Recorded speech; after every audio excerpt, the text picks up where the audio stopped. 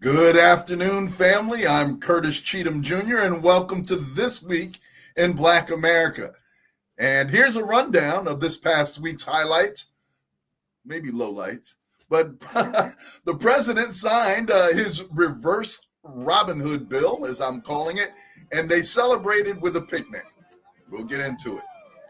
More tariff threats looming from the White House. A poet laureate floats the idea of running for president in a few years. In fact, 2036 is the date. We'll check that out.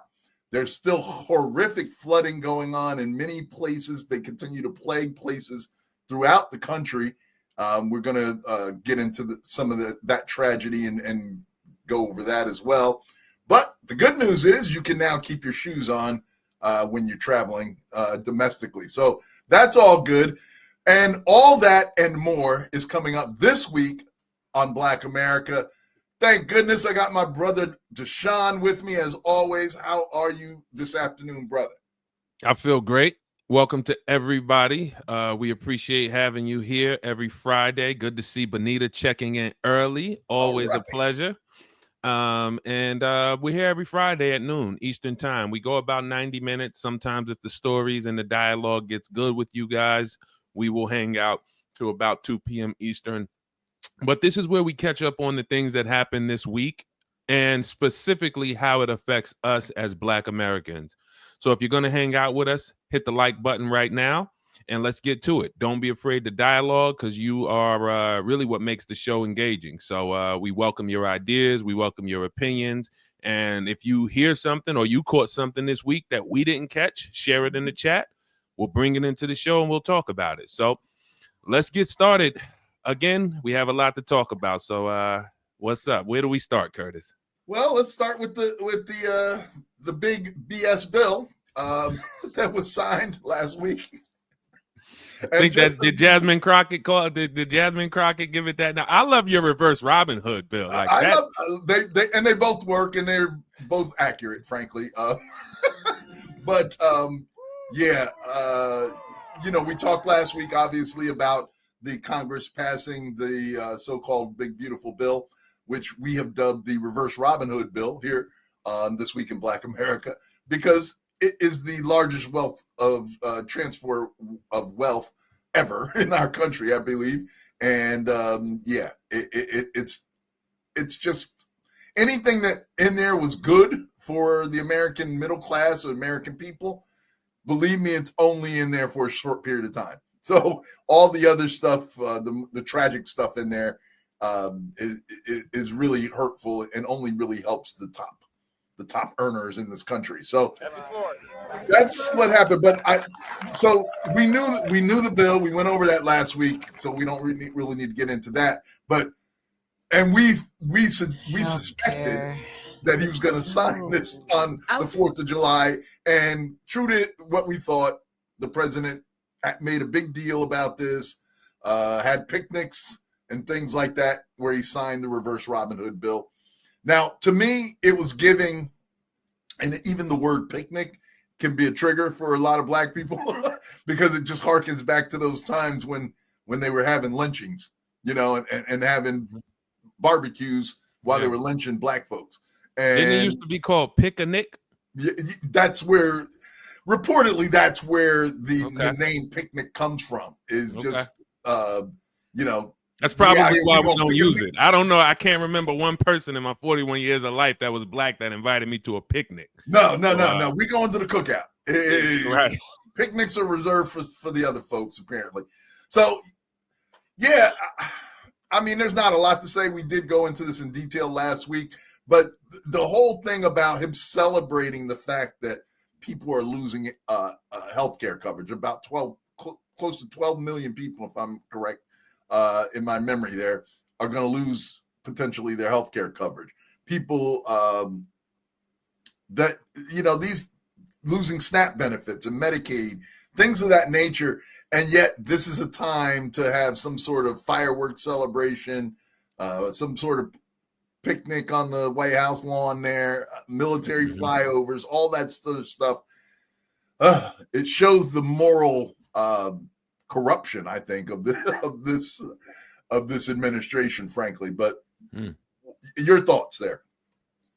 Well, I think we're setting up for this huge reset, where we're going to see President Trump roll out. Like look at what this sets up. What you'll see them talking about is specifically less taxes. They don't even like the tax system. So they don't like the tax system, but they can't get out of it. Great to see you, Pamela, one of our great co-hosts checking in. They don't like the tax system. So I guess I wanna give you guys a little spin of something to look out for, because I think it may be a long game that they're playing, Curtis, that is going to get people hooked. In the beginning, right now, it looks like total chaos. Mm-hmm. And total chaos breeds fear for some people. Right. And then when you're fearful, you make bad decisions sometimes. So I think what we could see is this total, again, I told you guys what I believe is Trump is trying to get the banks out the way, trying to reset the whole financial system. Now that includes our tax system. Now, how does he do that? He has to eventually move to, the end goal, I think, is to move to his currency. It's to move to his currency. So when we see that it's kind of like the people who you're paying, you don't like paying them. Like, let's be real. We don't like the people we owe money. We don't like any of these companies that I hate Netflix just raised they're raising the payments. Like, I started with Netflix, it was $4.99 a month. I looked up the other month, it's like they've crept it up on us, Anyway, make sure you're checking your memberships, because these guys, you signed up for something 4 years ago and it was $2.99. Now it's $20. You're not even checking it. But to stay on topic, I think what we're going to see is him eventually move to his currency. And in order to do that, I need to get you guys scared, desperate, so that when I flip and go Trump currency, y'all are really praying for it. Because if right now the wealthy are winning, this is a season for the rich. There's no doubt about it. But you still got hundreds of millions of people in this country that need to know, all right, what am I going to do if I can't feed my family? If I'm on disability and, I can't provide for my family because the doctor said I can't work. Like, you're cutting my Medicare, you're cutting my whatever. People who legitimately cannot get out and support themselves. Now we're going to put them in a position where they're gonna be starving. Now you got his boy Elon Musk, who we're going to talk about later, who's starting the America Party, who always preaches a universal high income. If you Google Elon Musk universal high income, yes, he's saying that his goal is eventually to see all of America on a universal income. Yes. So and this is scary. I know this is really scary, because now we're talking about major control of your life. But the problem is that people are going to look at that and be like, oh, this is great. Like those STEMI checks. This is like a STEMI check. STEMI life. Yes. You're about to stimulate my life. And people are going to love that. And we're not realizing that now, it's just a new form of enslavement, really. But now we're paying you. We're giving you a little money. Right. But I think that's the play. I think that's the play. And I think that's the only thing that makes sense in the short term, because he's cutting revenue coming into the country. Right. So he's cutting revenue coming into the country, which means we're going to have less money to pay the debt. Yeah, we do have money coming in from tariffs, but at the same time, we have it's two things. We're cutting revenue coming in. We want to pay less taxes and from the rich. So those huge billions that you guys make, we want to pay less of that, so that's less money coming in. And then at the same time, we're creating hundreds of millions of people who are living in quiet desperation, who we could at some point later, once there's too much, once there's blood in the street, we can actually just propose them a solution that will potentially control them and, turn them into slaves. Yeah. It's kind of hard to think in those terms. I always applaud your vision in these kind of things. You're thinking, long term. I don't think most Americans are even on that page at all. Would even, they're not even thinking in those terms at all. So yeah, it is scary, but like I said, a lot of people are going to be deceived by this because they're going to see it like free money. And we all know there ain't nothing free. There really isn't, except salvation. But amen. P. Maria checking in. They create chaos, which leads to desperation.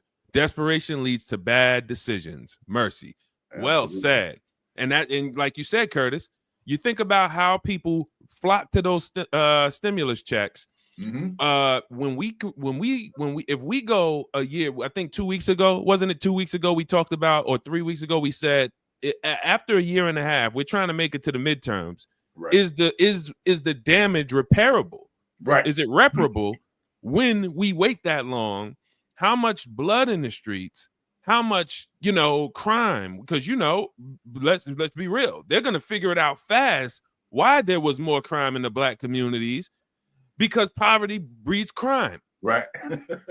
Poverty makes you go and rob your neighbors, makes you I don't have nothing to lose. Look, I got to eat. My family got to eat.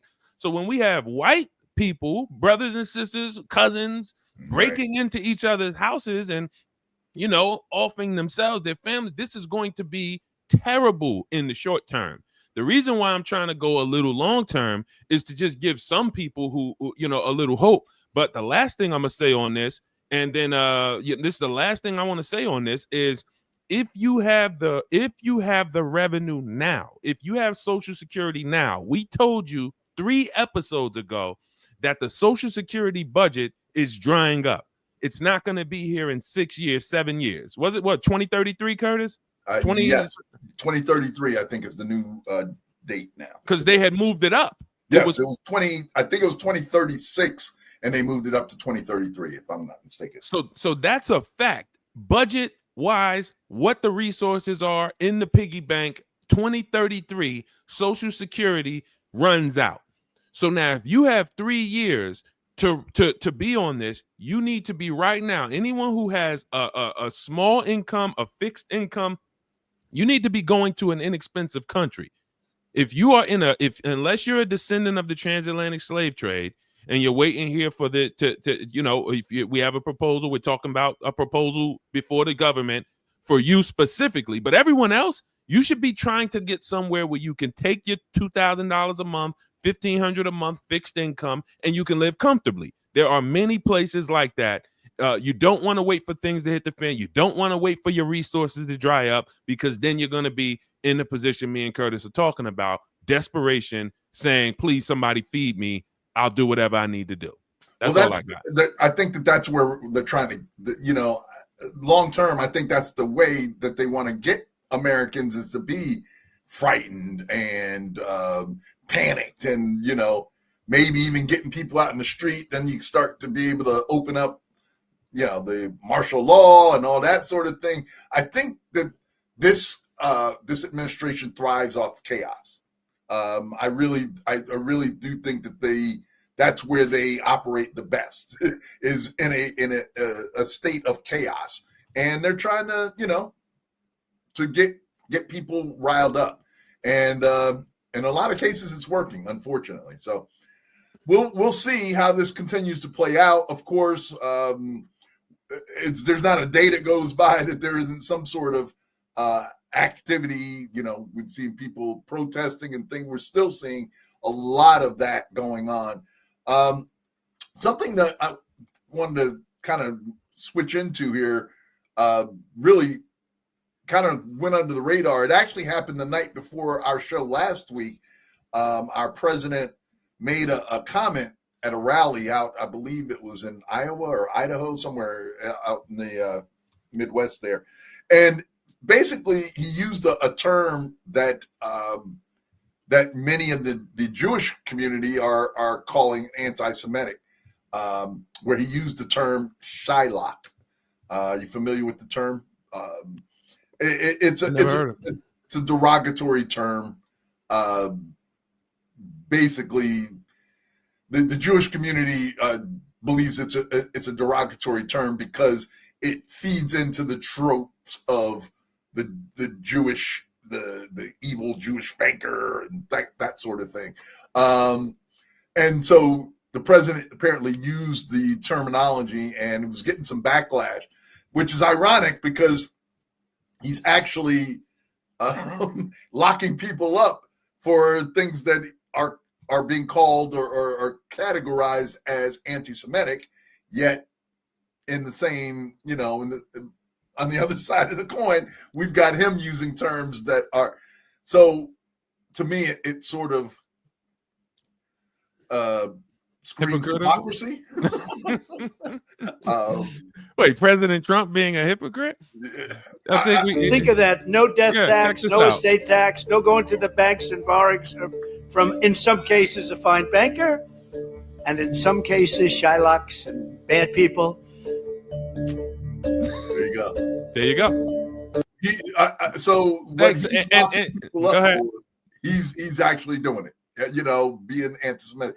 But I mean, nobody should really be surprised because he's got like a history of this apparently, of using this sort of terminology, which I find so crazy is that now he's like the guardian of the Jewish community. He's like, I'm here to protect the Jewish community, and you can't say anything bad. You're locking people up for not saying something bad against America. You're locking people up for saying something bad about Jewish people who live in a whole other country. So, and there's no problem with protecting those folks, but something seems amiss to me. I don't know. Mm-hmm. Any thoughts on that? I mean, we don't have to spend a lot of time on that, but I just thought it was ironic that our president is really tormenting people for any kind of anti-Semitic type of activity, yet he's getting called to the carpet for his own activity. Now, I will say this. Go ahead. The maybe I shouldn't. I just the Anti-Defamation League and those things, those folks to me have kind of lost some credibility in my mind. This is just in my mind because I saw the way they reacted when Elon Musk did his Heil Hitler thing and then went out to some conference out in Germany, I believe, and told the Jewish people they need to get over the Holocaust. So, but we heard nothing from the Anti-Defamation League about that.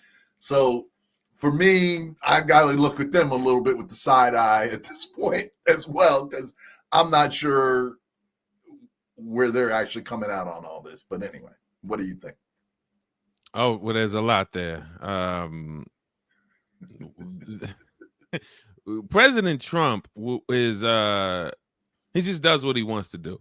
Yeah. And I think it is it's evident. I don't know. I don't, but I can say this.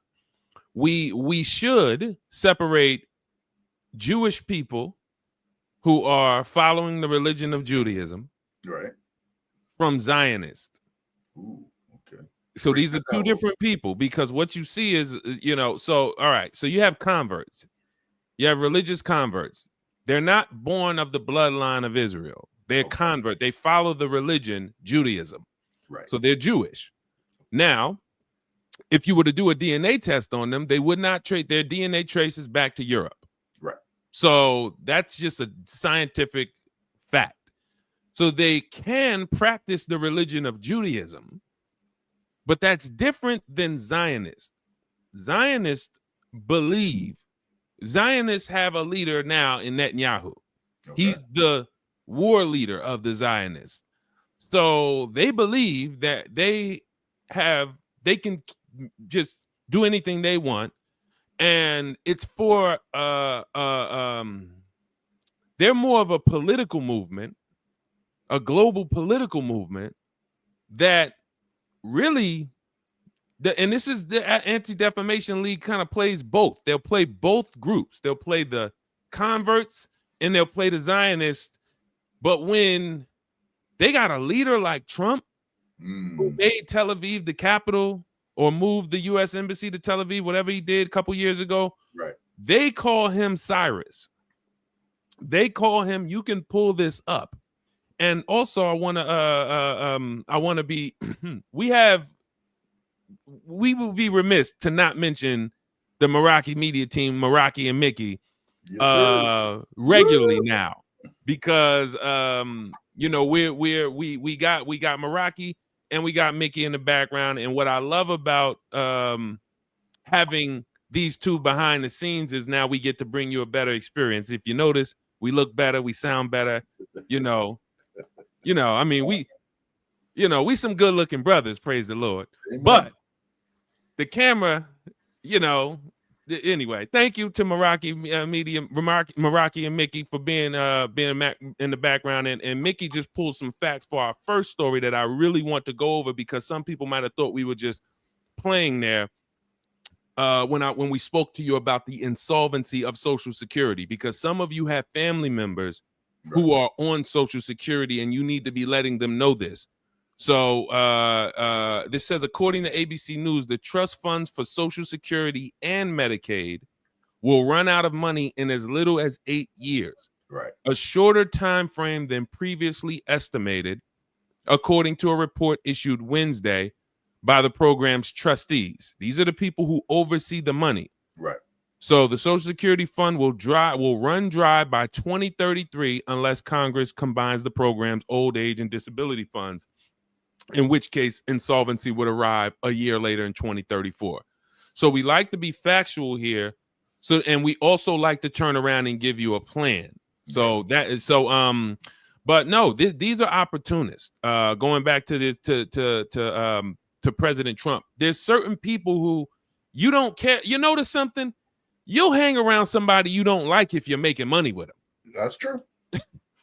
It's some people we done hung with in our life or been around or seen, and you're like, if you are making money together, money that gives a lot of forgiveness, man. That guy cheat on his wife and he beats his kids. You should just cut him out of your life. You got a lot of money, though.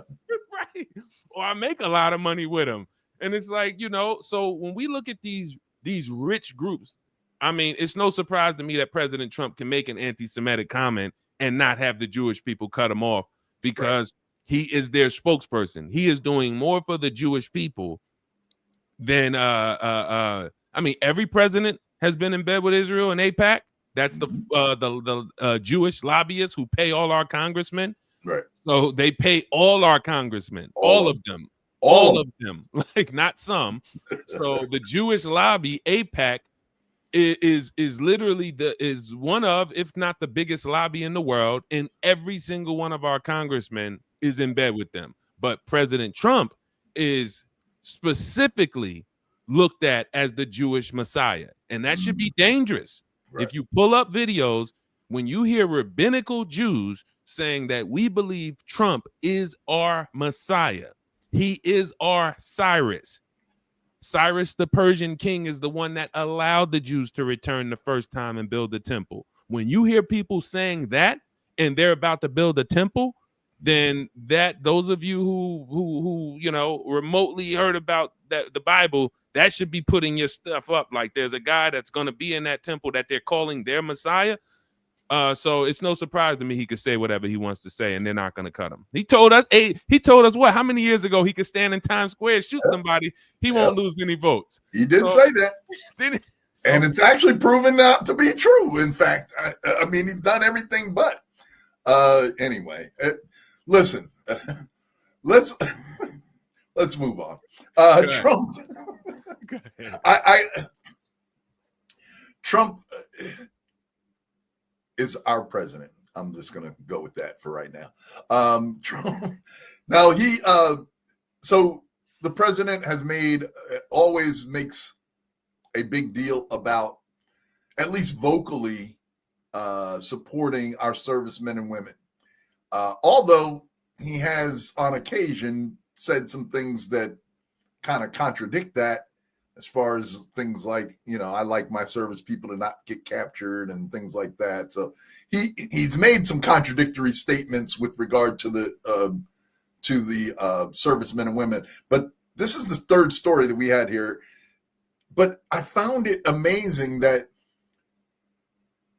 there was a case that had already been apparently decided by the Consumer Fraud Protection Bureau, where they had already done the investigation and realized that the Navy Federal Credit Union, as the name would imply, they cater to the armed forces, right? They had a decision made that required them to refund, I think it was up to $80 million in overdraft fees, and an additional $15 million, I believe, was for illegal charges, something along those lines. But the Trump administration came in and they were supposed to get this money back in the form of a refund and things like that. The Trump administration came in and basically said, we're dropping the case. You don't have to do that. So all these servicemen and women who, fell under the purview of this order, allowing them to get a refund of these overdraft fees, all of a sudden they're SOL. They're out of luck. They can't get that money now because the Trump administration, who touts such admiration for the armed forces, does something that completely and directly impacts the servicemen and women who were basically ripped off. And he's basically siding with the people that ripped them off. I don't get it. Anyway, I don't want to get it's a little too early for me to get my rant going, but get it off. You felt it coming though, right? Anything you got to say, I mean, come on. Get it off. But it's ridiculous. How can you tout the military and then found something that was illegally done to them, but it's okay? Let them be taken advantage of. You can't have it both ways. You'll hear me say that so often. And there are some things there, the two things can be true, but two opposite things can't necessarily. You can't be going in left and right at the same time. It just doesn't work that way unless you're spirit. But that's maybe a different subject. Anyway, not much on that. But you can do that when you start in your own military. You're starting. You got your military that's loyal to you, right? And now you got your secret allegedly. Police. Well, you got a couple. There's always going to be a couple. So we don't know. We have not had we haven't had to have military members make the real decision of whether they're going to. They haven't been put in a position yet. They have, but not yet. But it's going to get really clear that they're going to have to make a decision on who their allegiance is to, or what their allegiance is supposed to be to the Constitution of the United States. Correct. Not to a person. Correct. So you'll see there are plenty of people making social media videos in our military that are really speaking out that this is, that we're here to protect and defend the Constitution. Right. And even against a leader. So, but against foreign and domestic foes. There you go. So now if we have if you got your own police, if you got your own secret police, that's why this budget in this bill increasing the total budget for ICE to between 130 and 150 billion over several years. We're talking about close to 30 billion a year budget for you to start your own military in here. Start your own secret police. Start your own. You can have them in every state, in every city, in every county. You could. So why do I care about, you should, but at the end of the day, it's apparent if you've made a decision to kill something that was supposed to return money to veterans that were overcharged, right, to the tune of 80 million. It was, Kurt, $80 million. Yep, $80 million. then again, we don't have to say you don't care. We could just see that's we see the fruit. We see the fruit. Like, you know a tree by the fruit it bears. We can see. So it's I can see you. I can see you. I can see you. We looking right at you. So I mean, again, I don't know, Curtis. Some of this stuff is it's just breeding grounds for civil war. You know, we've talked about this we've been talking about this for a very long time. But it just seems like civil war is coming, because there's going to be a large percentage of people in this country who just do not agree with what's happening in our and once our military, and again, y'all, look, talking to our black people, this is This Week in Black America, a Hello Black America production. So welcome to our white cousins that join us. There's a place for you here. You're welcome here. But we're talking about specifically how this affects black people. And if you want to listen to some of the advice and some of the, you want to pull up, get your tea and listen to what black people are plotting and planning, you can hang around, because we're not planning to be out here in this foolishness. And you should tell your people to stand down too. But the difference with your people is y'all got a whole lot more guns than us. So y'all kind of feel like y'all can win. My people start talking. Somebody, yo, Sean, it's time to get guns, bro. Brother, they've been getting guns for 30 years. Like, they got a 30-year head start. Plus, they're in towns and cities and states where it's easy to get guns and ammunition. I heard 3 years ago they were buying up all the ammunition. You know how many guns? Buying it up. They're making it. They're making it themselves. They're doing it in shed out back. Yeah, but listen, now I am a proponent of the Second Amendment, and I take advantage of every opportunity. So, right, but we're not going. Listen, we're not going to win that fight, though. We're not going to win, Curtis. We always say the best you could do is your number one thing to say is what? Wait, I'm taking a couple of y'all with me. Absolutely. I'm not going alone.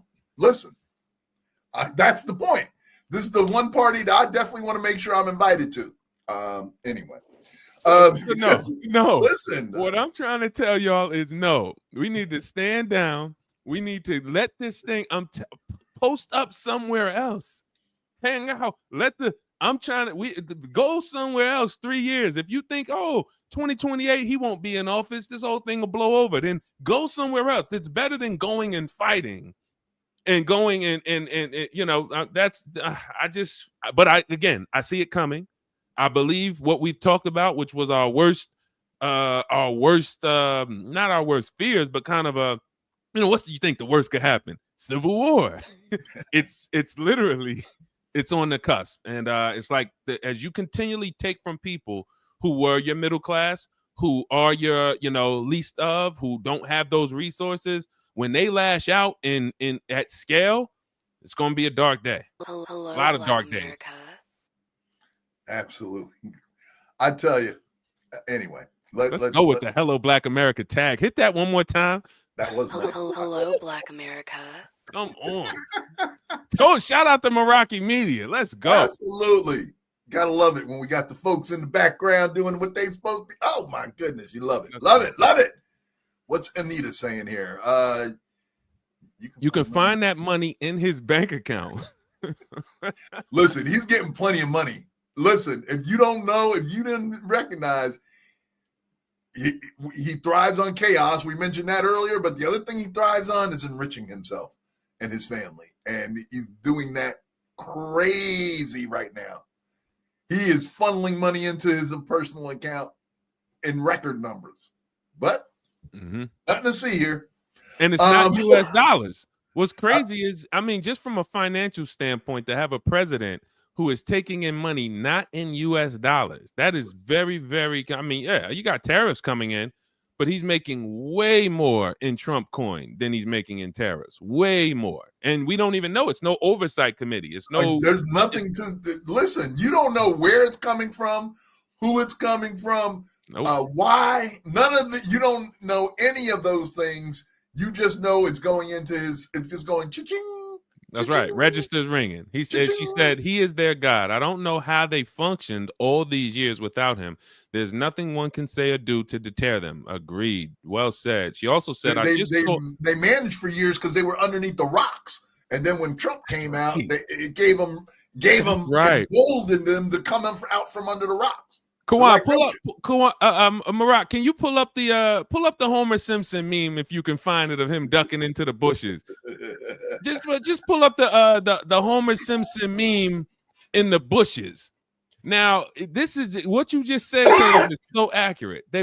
These people were hidden after the Civil War. I saw somebody say the problem was we never destroyed the Confederacy. Exactly, we never did.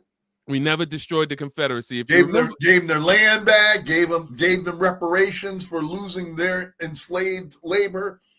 We did all types of things for them, let them just chill in the background. And now, generations later, the demon seed that they spawned is now back. And here we go. We should have known that, Curtis, because you're a Game of Thrones fan. Yes, indeed. I'm a Game of Thrones fan. Mm-hmm. They're killing the kids at 2 years old because they know when you grow up, you're going to remember, hey, and I got to come back. We were supposed to win that war. Right. Think about when the Israelites went into the land and God told them, kill all of those people because those people are going to corrupt you and they're going to come back and be your enemies later. So I'm going to tell you, wipe them out now. But when you don't wipe them out, they just kind of fade into the background. All right, we lost the war. We lost the Civil War. And next thing you know, they're fading into the background, and they're just like telling stories to their kids and their grandkids. Yeah. Telling stories to their kids. We should have won that war. Hey, you're the one. You got some zeal in you, son. I'm telling you, I see it. I see it. You're the one. Look, this is it right here. This is what the Confederacy did after the Civil War. Yep. Right there.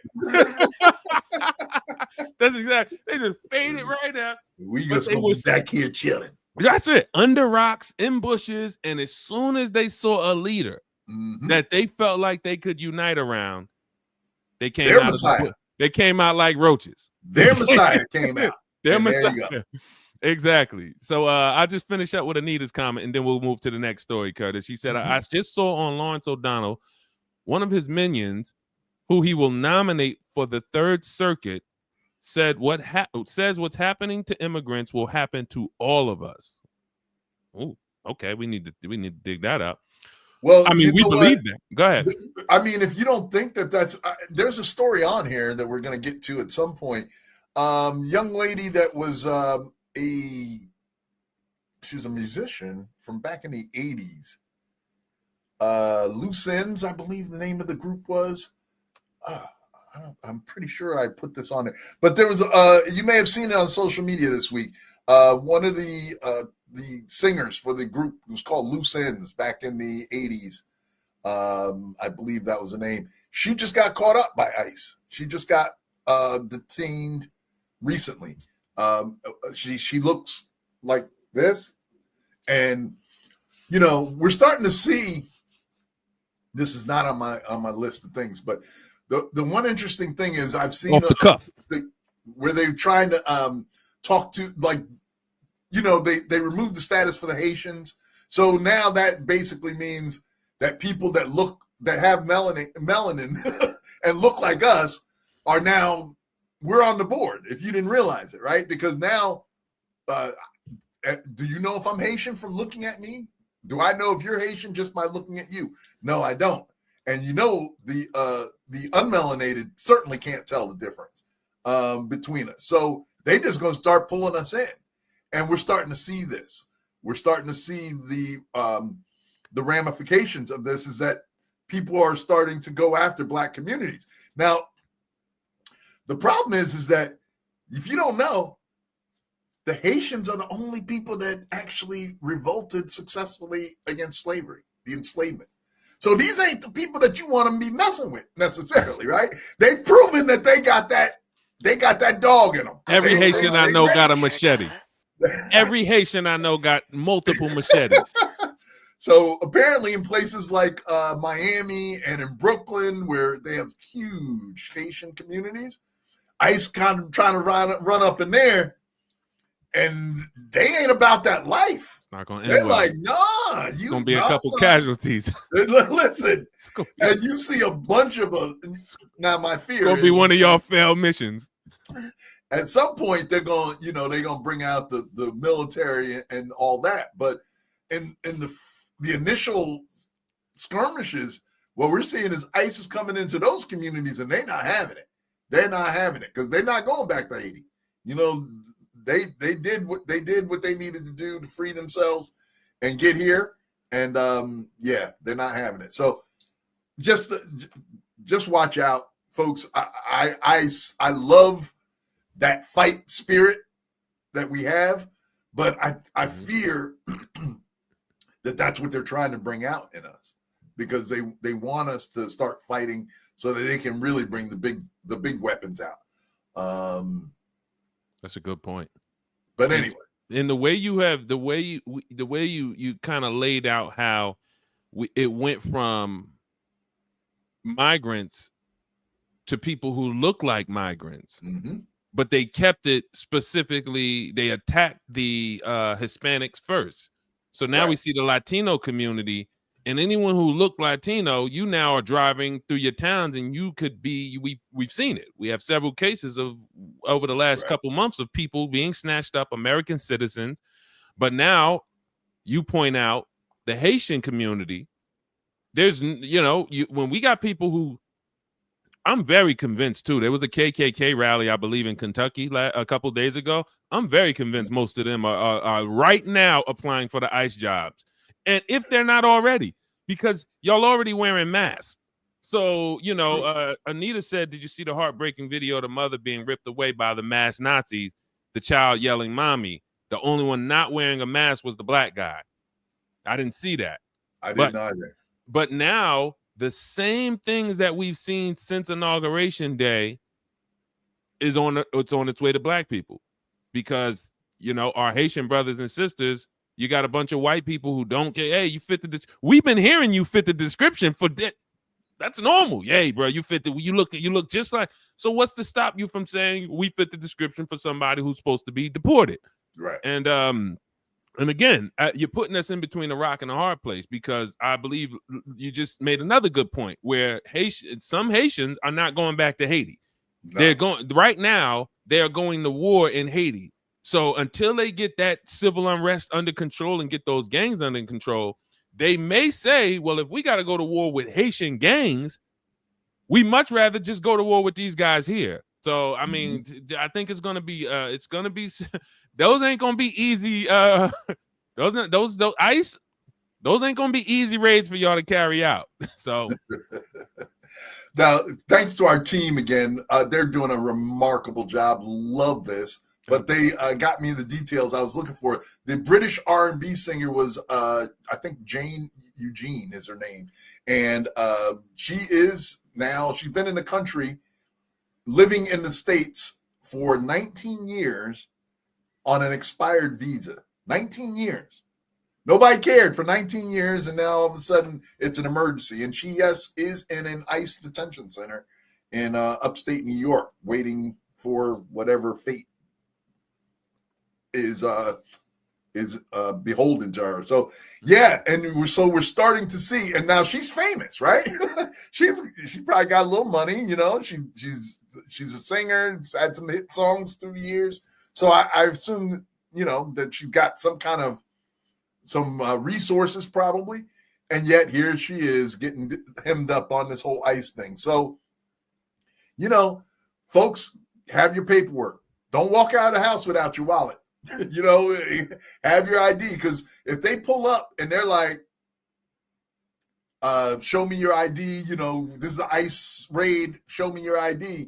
If you don't have it, you're going to get locked up for some period of time so you can prove who you are, I would think. So maybe with... And I was notorious. My wife will tell you, I was notorious for driving out without my wallet. I'm like, hey, I left my wallet home. No more. Don't do it, brother. No more. Don't do it. There's a lady where I walk out without my keys before I walk out without my wallet. Hey, at least you ain't going nowhere without the keys. So that's good. If you got to choose which one to leave, definitely make it the keys.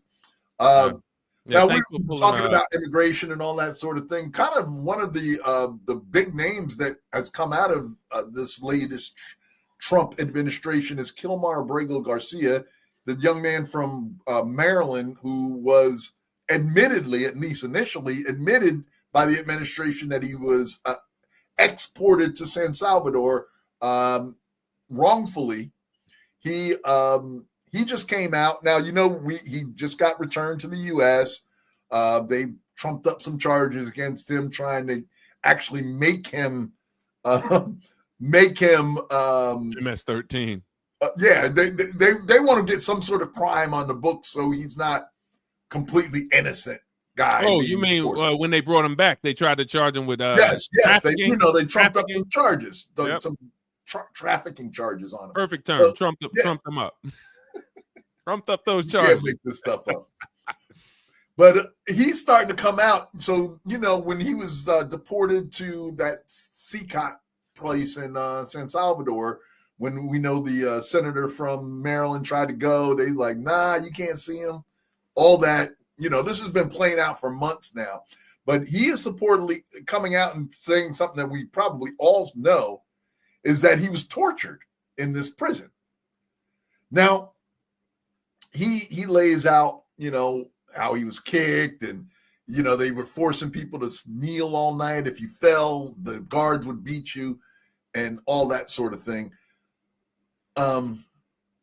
It's just sad that we see this going on. I'm sorry, I just got distracted because I had a thought completely out of left field. I'm sorry. This might be the spirit. Bring it. We talk about police and things like that, and it's only a few bad apples. I was just reading about Jesus and him going to the crucifixion. The guards were beating him up for no reason. He was supposedly innocent, right? So this isn't something that we're seeing. This is not new. This sort of violence from those who are supposed to be protectors or guardians, why do they feel emboldened to just like beat people up? What is it about? Like the guard, you're literally reading about Jesus going to the cross and seeing the guards beat him and whip him for no reason. Guarantee they were all 5'4". Little man complex. Guarantee. Little man complex. Those are always the ones. And the 5 foot, the 5'4" guy who used to get beat up now has a gun. All in the gym. He's real wide. But yeah. It's just, sorry. I don't know. Sorry. Nothing against. Listen, we know nothing against those who are, height vertically challenged. I like that. Mm-hmm. But yeah, and to your point, really, all jokes aside, we talk about how hard of a job it is to be a law enforcement officer. Right. You have to make split-second decisions. You have to have, perfect judgment. You say it all the time, Curtis. You can't have a bad day. This is not a job where who was it? There's no margin for error. There's no margin for error. The comedian said, hey, I don't want a pilot who had a bad day. He's having a bad day. The pilot. Certain jobs, you cannot have a bad day on the job. Absolutely. So we respect that. And in that we believe that you're held to a high degree of accountability. But that should be coming into the position. And unfortunately, what we see is there is no high degree of accountability. So you have all of these people in, and then you have those who, third generation sheriffs and deputies who only got in because y'all said, I thought we could beat up black people. I really thought that's what y'all said when we took this job. There was actually a story that was on the list a couple of weeks ago that was that exact same story. He was a new cop. He got thrown off the force for before he ever really got started because they had pictures of him on social media. I want to beat black folks up. Oh my goodness! That's what my great grandfather told me. You cannot make this stuff up.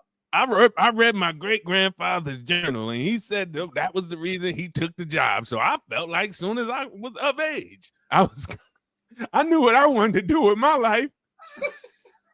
And there you go. No. All right. But shout out to the good law enforcement officers with the good heart trying to stand up. Amen. My mother says it all the time. We talk about white and black people, and we say, oh, wait, all white people ain't bad, just like all black people ain't good. But at the end of the day, it's time for you to stand up. You can't continually watch what's happening and be safe and not speak out. You can't do that, or you're complicit. I can't watch atrocities, watch things happening that are clearly that clearly display injustice, and I'm in a position to be a little more comfortable than y'all are because the people that are making these laws look like me, enforcing the laws look like me, and I get to benefit. Right. I could hang out and blend in and not rock the boat, but no, if it's the days right now where, listen, you're going to be getting the certain looks if you're not standing up. And shout out to the people of all races who are standing up right now, risking. You're going to have to risk something to prove to this generation, but and that's for the law enforcement officers and for the military. Like, you're gonna have to take a stand, and it's not gonna be easy. But this is not an easy job. You signed up for it, so we need those who are sworn to protect and serve to be on the front lines of defending. And we see it. We see towns where law enforcement is coming out. I don't know if it was Detroit or somewhere. One of these towns, help me out, somebody in the chat, or because it just kind of passed my social media feed. It was local law enforcement who are coming out to protect their community against ICE. I saw, I did see something about that as well. Yep, but that's great. But those are the types of decisions that you kind of alluding to. Some people are going to have to make decisions. We're all going to have to make decisions. We have to choose between right and wrong at some point. And, for some Curtis, people, that's going to be a tough decision. So let me ask you, Curtis, in reference to Kilmar, when you look at the conditions of these prisons, and, did we expect anything other than what we're hearing from him? These reports that, these are the worst prisons. He's being beat. He's being tortured. Were we expecting anything other than that? But I guess the problem is this, because the administration is trying to position these people as the worst of the worst.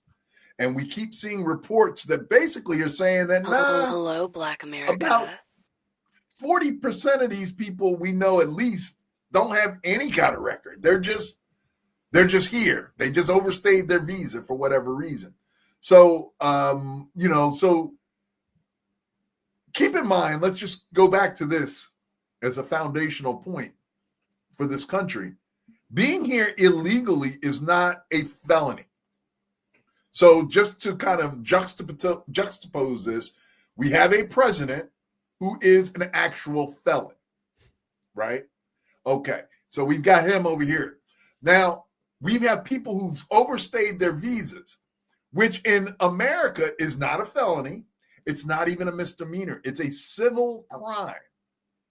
It's not a criminal offense. It's like jaywalking or something, right? It's even less, because jaywalking is actually I don't want to get into that too much. But it's of that low level. Yes, Something around the bottom. It is the lowest level of crime, if you want to put it there. It's a civil thing. People are being deported. Not only deported, now that you see when they're deporting them, they're shackling them up. You see that they've got these people in shackles as if they are hardened criminals, when really they just overstayed their visas, or they are here, they didn't come into this country illegally and go on some sort of killing spree, or they didn't go, doing some other things that would have gotten them some sort of felony conviction, like the president. But at the same time, here they are being treated, pulled away in shackles for a civil offense. And the problem is that American people don't seem to care. It's like, all right, yeah, well, they're illegal. People are not illegal. They may be undocumented. but they're not illegal. They're humans. And the thing that seems to be lacking so much in this country and probably around the world is just humanity. You know, when we did the census, the last time we did the census, what year are we in now? 2020. So we must have done it in 2020, the census. When you fill out the census, they ask you for your race. This was the first time I did it, and I actually put human. You know, when they put other, yeah, they did black, African American, Hispanic, blah, blah, blah, blah, white, whatever. I just went down to other and wrote in human. Such a Curtis thing to put. There is only one race. If you, there is but one race. Everything else is made up to sort of set up some sort of hierarchy of people. We're people. All God's creation. Everyone. Even the maggots. They are God's creation. Right? So why are we trying to set up this level of God? Like, don't give me credit for that. I'm sorry. That was a joke. That was a joke. Everybody's redeemable. That was a joke. Absolutely. You know, but some people, and the problem is that, and you know, I always shy away from this because I'm not great at quoting. Jesus said, "You're of your father, the devil." Doesn't somewhere say something about the Lord sending a strong delusion to people? You know, because they believe a lie. because they take favor in unrighteousness. They delight in unrighteousness. And if you like this, if you like violence, if you like the ideology of a man who can do what he wants, powerful man, celebrity, influential, you you like that. Even if it's not you, even if that's not your character, there's something about that you like, then you will fall victim to that, what the scripture calls that strong delusion. And Anita said, talking about our the people who used to get beat up, the little man complex. That would be Stephen Miller, who apparently gotten beat up a lot in school. How is he enacting his revenge? He also said he only wants 100 million people in America, all white people. Somebody said we're living in Revenge of the Nerds. I was just getting ready to say that. But I was commenting on. I was just contemplating on Anita's point, is that they want 100 million all white people. Are you kidding me? Are you talking about the most unseasoned, uncultured, non-fun place to be? No flavor. If there was just all right, no flavor. I'm joking, but I'm not joking here, folks. Imagine just 100 million white folks. It's going to be raisins in the potato salad. It's going to be offbeat music. It's going to be. You see what's coming out now with the European food. Some of the Europe now, there's some great places in Europe that make food. Italy, Greece, but there's a couple spots that the food that they chicken. Eat. Oh my Lord, boiled chicken, like. But here's the thing: if that's what y'all want, have at it. Because if that's your goal, Stephen Miller, look, I'm not here to fight you. I would like to see us. I would like to see it. Just so we can see how bad it's going to be. Just so we can see how corny I pay y'all money are. to see that. Right. I want to see that. Just to see how corny y'all are. But going back to I saw that this week. They're like, yo, this is Revenge of the Nerds. It's like the nerds. They grew up, they got smart, they got rich, and they're angry. Yeah, just a bunch of rich, angry nerds that are like, yo, we'll show you guys this was our plan to begin with. But these are like racist nerds, though. That's correct. Not just smart, because at the end of the day, the nerds win, because right now we being smart is actually is profitable and attractive. But, when you're a racist nerd or loads, you have dreams of, you have diabolical thoughts, but yeah, these are not people that we would ever want to hang around. You know what I mean? None of these people are people. Get black with me. Racist geeks. I love it. Racist geeks. Right. The only people with them in their rooms are other racist geeks with them. Like, there's no friends, no family. So But yeah, I mean, living in their mama's basement. You make a great point. Absolutely. All of this was, underwear, playing video games, and one day they figured out how to get rich. And now, because there's a world who, I told you, we talked about this last month. Why is Elon Musk so popular in DC? He's probably the only one who can understand a computer. Everyone's over 90, 80. They walk in, he's like, yo, he brings 20-year-olds. They're like, yo, look at these geniuses. Exactly. He can copy and paste. What the heck are we talking? So this is where we're at. So yeah, let's move on. But I don't want to talk about the maggots anymore. Thank you for that explanation of what the actual, overstaying your visa warrants, what type of charge that is, because there is a lot of propaganda making us think that overstaying your visa makes you an illegal alien, makes you a criminal, makes you eligible to be in handcuffs, to be shackled, when this is a low-level offense, lower than jaywalking. Right. So thank you for laying that out. I read somewhere this week that there's over 660,000 people who are here illegally from European countries. Haven't seen much of them in the news, but I digress. Let's move to some good news here. Good news, maybe. The TSA quietly this week said that you no longer have to take your shoes off. So if you're escaping your area, trying to get out of the country or get out of your area, at least you don't have to take your shoes off anymore. For over 20 years now, this policy's been in place since 9/11. After 9/11, there was one guy that tried to get on a plane with some shoe with some kind of explosives in his shoes, and ever since then we've had the indignity of suffering people's smelly feet in the airport as they have to take their shoes off and go through security. So this week, quietly, the TSA removed that requirement, stating that this was for speed and hygiene reasons. I'm mad about it because of one simple thing. So I'm a little older, as the beard might suggest, and getting down to put those shoes back on after you get through security was always a pain in the butt. So I went out and invested in these great little shoes called Skechers, the slip-ins. Old folks are wearing them in droves. I know they are, because it's the best thing since sliced bread, in my opinion.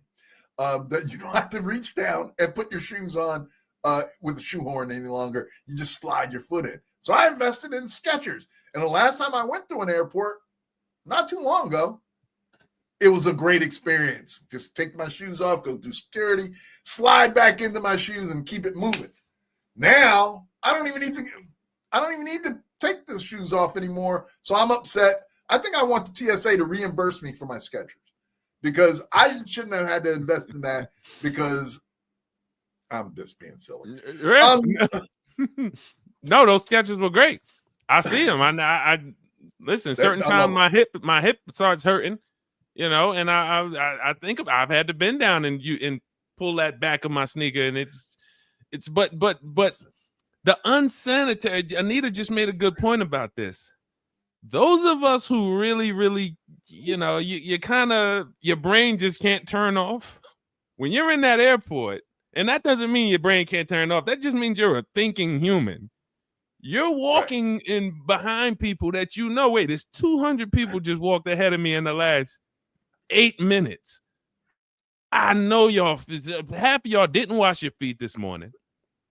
The 20% of y'all didn't wash your feet this week.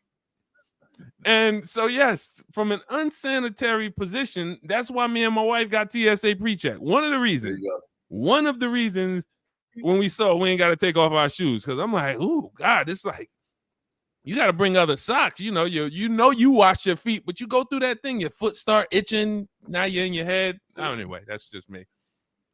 Listen, if you go on an overnight flight and you forget to pack an extra pair of socks, and you wearing I heard somebody describe them as 2-day-old socks. I think that's Lamont. But anyway, Yeah. 2 day old. If you on your second day of socks and you got to take your shoes off going through TSA, listen, I'm the type of guy that might go into TSA with smelly socks just because I am protesting. You're upset. To take my shoes off, but somebody gonna pay me back for my sketches. Like, listen, everybody gonna suffer because I gotta take my shoes off. Here, take some of this. But now let me throw a curveball out here. Okay. Because they're saying that the reason why they're doing this is because now we have the real ID. So now the people who will still have to, according to the article, the people who will still have to take their shoes off are people who do not have the real ID. So let me ask you, Curtis, because I'm green on this, and let's ask our co-host, what does me having a real ID have to do with me not taking my shoes off in the airport? Help me out. Well, supposedly the real ID is just a way of them confirming that you are here legally, that you've confirmed your status as an American citizen or as someone who's here legally. Again, what does that have to do with me not taking my shoes off in the airport? I thought I was taking my shoes off to make sure I didn't have anything dangerous in the shoe. So because I'm an American citizen, I no longer help me. I don't see how the two things are related. Are you looking for a policy decision that makes sense from this administration? I'm trying to see. I'm more worried about what's in this real ID that gives them, like, what's in the real ID. Do you have the real ID? Did you get it? Okay, I did as well. I just did it because my license expired just before June. Well, in June. So did mine. Mine expired early this year. I had to go through the process of getting the real ID. So now I got my star on my license. I don't have to carry my passport around. Everybody get your passport. Public service announcement. If you haven't done so, get your passport. This has nothing to do with anything we're talking about now. This is just a public service announcement. Black folks, get your passport. Now, today, if you can go start the process right now, do it. While we on the show. Exactly. Sacrifice the $100 or whatever it is going to cost you. Stop having lattes for a month so you can go and get your passport, because the more and more involved and in researching and understanding and looking at the various stories and what's going on around this country, I am more and more convinced this ain't for us. This ain't the place for us, folks. You might need to get out, and I mean get out in a hurry. And if you get ready or if you stay ready, you ain't got to get ready. So, not to mention, we got 20 other countries around the world. Just seem like they making all types of social media videos now to like rub it in our face. Hey, it's so nice over here. How y'all doing over there in America? I know what they told y'all about us. Oh, look, they told y'all we were in villages and bushes with flies. Oh, look at this coastline. Oh, look at that water. Oh, look at these beautiful mountains. Oh, here's some animals we're gonna go play with. Oh, look. And it's like, wait, are y'all? This is like a beautiful effort for y'all to show us that we've been lied to. So you know, it's looking. The scales are shifting, you know, and shout out to the creators from all around the world. We have YouTube now. So the West can't control the media and tell us all the things about these countries that they used to tell us, and make it look like as soon as you leave America, you're just flying into a war zone. And, you know, but yes. Is this true? Anita says you have to have a passport in Georgia to vote in the president. That can't be true. Mick, can we verify that? Mick. Let's get on that. I got people in Georgia. Yeah, and DCO Fly. Isn't DCO Fly in Georgia? Yes, she is. Yeah. And she does have a passport, I know, but I've never heard that that's a requirement. No, because her sons are voting age, and I know that she makes them vote, and I don't believe they have their passports. Is that something they're proposing for the upcoming election? That could be. Because there's a lot of voter suppression coming for the upcoming elections. I've been hearing a lot. We've been seeing a lot of various things that they're proposing in the name of fair elections. Yeah. But, you know, we'll see. You know, of course it'll be illegal. Get black with me, of course. Mm-hmm. But, you know, paying a poll tax should have been illegal. They made us do it. taking an intelligence test should have been illegal. They made us do it before we, So let me just be the person to point this out. If you're expecting a legal action from a criminal, from a convicted criminal, not a alleged criminal, a convicted criminal, then perhaps you might not be looking at this quite right. I'm just going to put that out there as something to think about. If you're expecting a convicted criminal to act within the law, you might have improper expectations. I'm just going to let that sit there. Anyway, okay. Moving on. No, you continue to reiterate that point because it's necessary. Well, no. I just want the facts to be out here. That's all. I'm not partisan. Mick pulled up the other. It says, no, you're not required to have a passport to vote in the presidential election in Georgia. However, Georgia law mandates photo identification for both in-person and absentee. Gotcha. Mick, just see if you can find anything about something that they may be trying to do. Because again, we have majority House Republican, we got majority Congress, majority Senate. We have a lot of MAGA, a lot. And the things that they are proposing now for the upcoming elections is going to be different than the things we've ever seen. But we'll continue to look into keep our eyes on that for sure. For sure. But now, moving on, a little bit, maybe just a little lighter news. We don't spend a lot of time. Does the name Amanda Gorman ring a bell with you? It doesn't. It should, if it doesn't. Amanda Gorman was the young Black woman who back in, I thought it was earlier than this, but she did a speech at one of the inaugurations. Whose inauguration was that? It must have been, was it Biden? It had to be Biden if it was 2021. Anyway, she did the speech, and she is now very bright girl. She's gotten a lot of backlash in the environment that we're in. Some of her poems have been removed from libraries and things like that. So she's been attacked by the anti-woke community a lot of times, but she is a Harvard graduate, I believe, and she is obviously passionate about civic engagement and things like that. And she's putting out there that she might want to run for president in 2036. What's that? 11 years from now, right? So it's 2 elections from now. The election that won't happen here in the United States.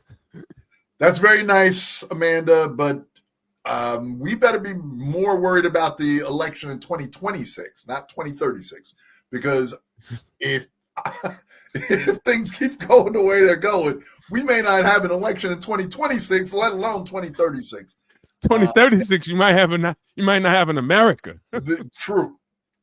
That's a long time. Listen, you think we're kidding too, right? Yeah. Absolutely not. So DC Old Fly confirmed what our team just also uncovered is that in Georgia, no, you do need a picture ID, but you don't need to have a passport. But anyway, so shout out to Amanda Gorman. Good luck running for 2036. Hopefully there is a country around then. Hopefully there is an election. But that remains to be seen. Now we do have to acknowledge and mourn really the tragedy that's going on, even still, in parts of our country, specifically in the great state of Texas, where my sister, DC Old Fly, was actually born in the state of Texas.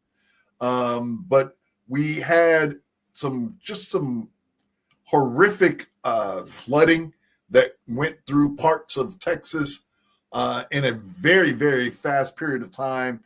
Last I heard on last night's news report, I think it was at least 120 confirmed deaths, and over 165 or some people still missing. As flash floods just kind of went through this certain part of Texas. the tragedy. Well, the tragedy was exacerbated by the fact that it had hit a little a summer camp, Mystic Camp, I believe was the name of it. It's a summer camp for young girls, and tragically, that was one of the first communities that was hit by this flooding, and I think nearly 30 of the young girls that were going to this camp were tragically killed. And unfortunately, we're seeing a lot of flooding in a lot of different places. Tragically, Texas is one. I think New Mexico was also hit. We're seeing floods in, I believe it was North Carolina, the Northeast even now being hit with a bunch of flooding. Saw something, you were showing me something about, was that Boston or? Sure. As far as I know, as of yesterday, it was 8 states. 8 states. 8 states. New Mexico, Texas, Chicago, Oklahoma, North Carolina, Virginia, D.C., Boston. Yes. And somebody texted me, somebody commented earlier today that they're seeing flash flooding in Philadelphia. So, different degrees. Ooh, that could be ugly because they still recovering from the garbage strike. So if you got a bunch of trash flooding through oh my goodness, that is not a good mix. City smell like garbage truck juice. Goodness. I digress. I'm sorry. Yeah, sorry. So, hey, listen, we got to do something. And we're gonna laugh here. If nothing else, we're gonna laugh here. But back to the seriousness of this story. If just seems like I'm looking at Get Black With Me's comment. She said when they told Trump the globe was rapidly warming, he said it'll cool down. So when you have someone who really takes, we can do anything we want to the earth, and it's not going to be, it's not. Let's just drill. Yeah, you don't really want to drill there. Yeah, how about drill? Go ahead, drill. And it's certain things where you got to take these scientists seriously. Now, me personally, I believe this is the things that our great grandparents used to see and go right to church or go right to their prayer room. These are the things that used to make our great grandparents and our grandparents get real serious, start praying, asking questions, at least asking questions. What's going on here? They would have definitely tonight, after seeing 8 states with historic floods, homes, city properties, lives being swept away. But, we're a different generation. It is extremely alarming to see. And, we don't know if it's over. We don't know if it's going to get worse. We do know that the commissions or whoever would normally give us heads up, right, and helping prepare for these natural disasters, their funding, either all of it or a lot of it, has been cut. So our reaction time to these natural disaster events is going to be way off. It's going to be way too late. So there's going to be more damage than most likely could have happened. So all bad. Again, if there's a silver lining, you tell us. But I don't. But this is what we're dealing with. 3 days of horrific floods, historic floods. We're seeing, it's bad when they're saying this is a 500 to 1,000 year historic flood and the country only been around 500 years. So, how the heck is it a 1,000 year historic flood? Country been around 500 years. Yeah. So as a country, only 249, but that's okay. Exactly. I don't know, and I'm just going to put this out here now, and I'm just going to ask you to constrain yourself when you answer me. But is it possible? Okay, we see these. You just kind of spoke around it, where you're saying we see these floods, and in the past that would drive our grandparents to the prayer closets or to church or something because they would see something spiritual in this. Is it ironic that now we are probably now closer to some sort of spiritual activity Let's just put it that way, because you can't see these things going on and not think that there's something else happening. And if you're a person that follows Christ or is in the scriptures, you can't look at this and be like, the hand of God is somewhere in here. And is this, I think the problem is people are looking at this and they're attributing it to like climate control or global warming, as you mentioned, or something like that.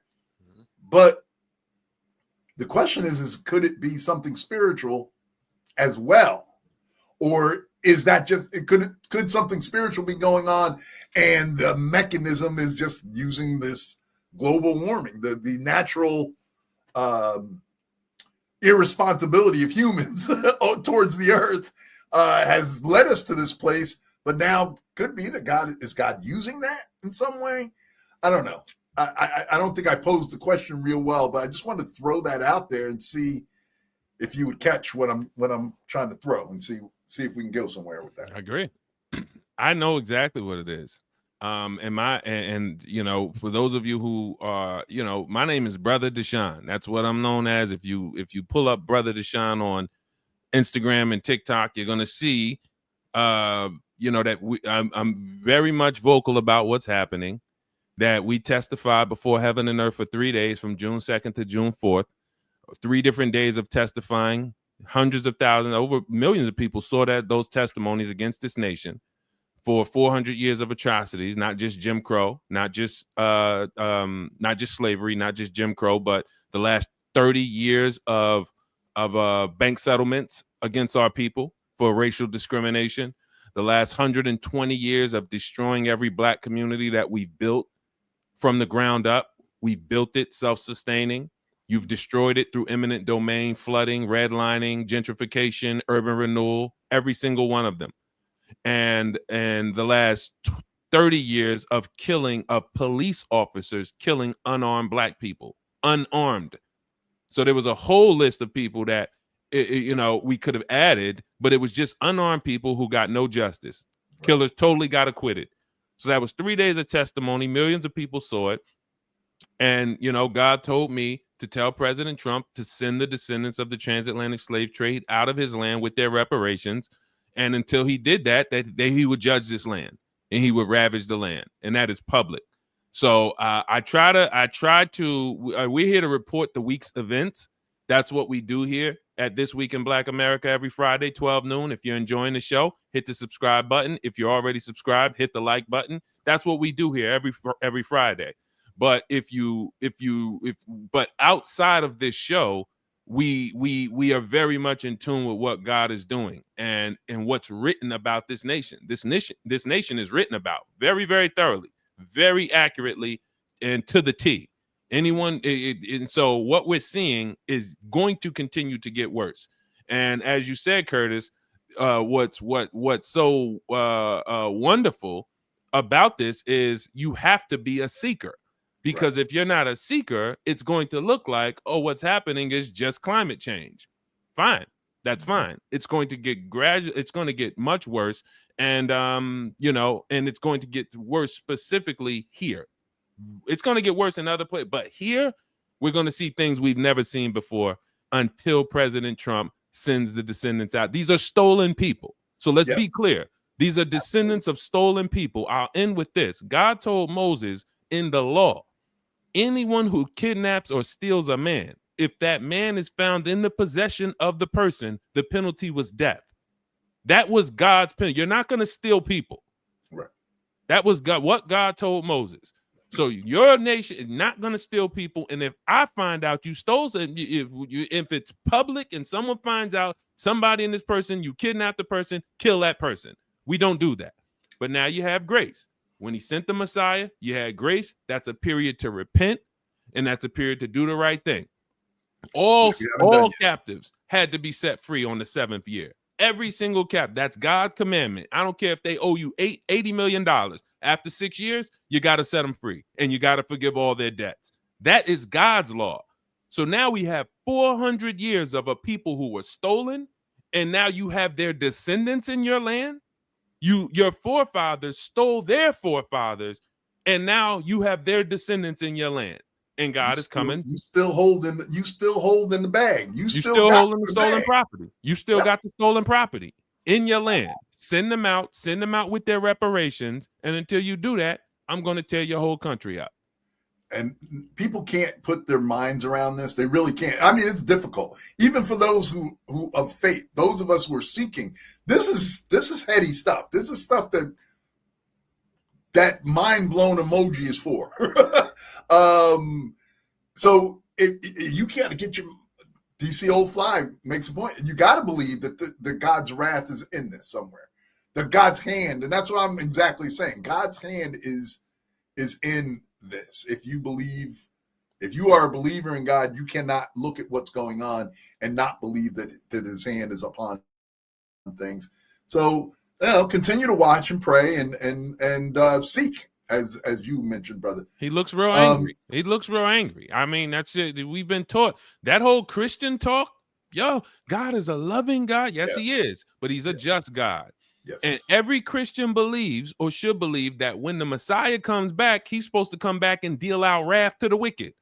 Yep. So you believe that there's a Messiah that comes back and he deals with the wicked. So why would you think that the wrath of God wouldn't be enacted before he comes back? Why would you think that he wouldn't be giving signs because he reigns on the just and unjust? Why wouldn't he be giving signs that y'all should just ask me tonight? Just ask me tonight. Is it me? Just ask me. I'll talk to you. Ask me. If you're wondering, you got a question, God, is this really you doing this? Just ask me. I'll tell you. Yes, it's me. Because I want you to know it's me. If you're not too scared to ask me, I'll tell you it's me. All right.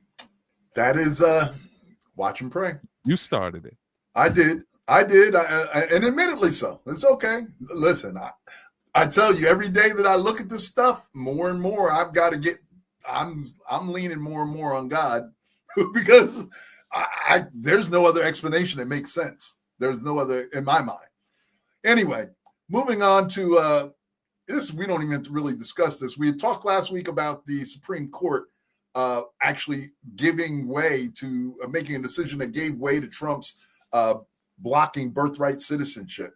So he was able to move forward with his plans to restrict birthright citizenship. If you don't know, that's just meaning that even if you're not a citizen of the country, or even if you're not here legally, if you happen to get to America's borders and you birth a child while you are in America, any child born in America or on American property, American soil, is considered to be a citizen.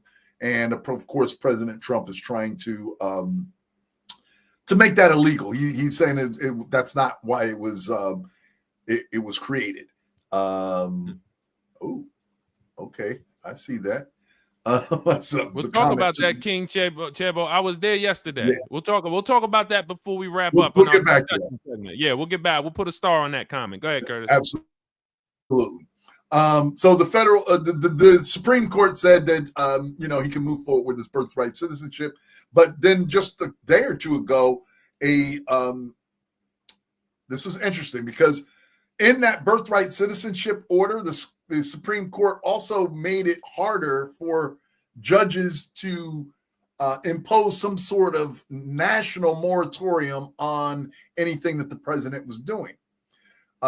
So the fact that now, a few days later, a judge is actually halting an entire national program, it just seemed that they found a way around this. And the way they found around it is that they brought a class action lawsuit on behalf of children who were born here under this birthright citizenship protection. So they brought a lawsuit.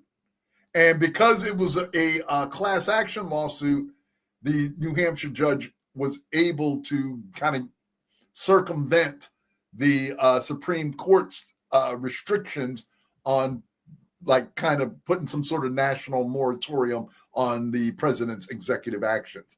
I think I did a decent job of explaining that, but if any of our co-hosts have a any more detail on that, they can certainly add it in the chat. Not a lot to talk about. It's just the two courts battling it out. So we're going to see what happens now that they have this class action lawsuit going on.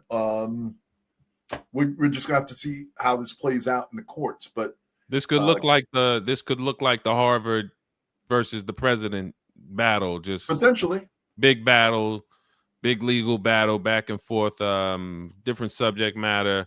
Some additional information that Mick just brought in. Judge Joseph LaPlante issued a preliminary injunction blocking Trump's order and certified a class action lawsuit, including all children who will be affected, which is what you just laid out. The order, which followed an hour-long hearing, included a 7-day stay to allow for appeal.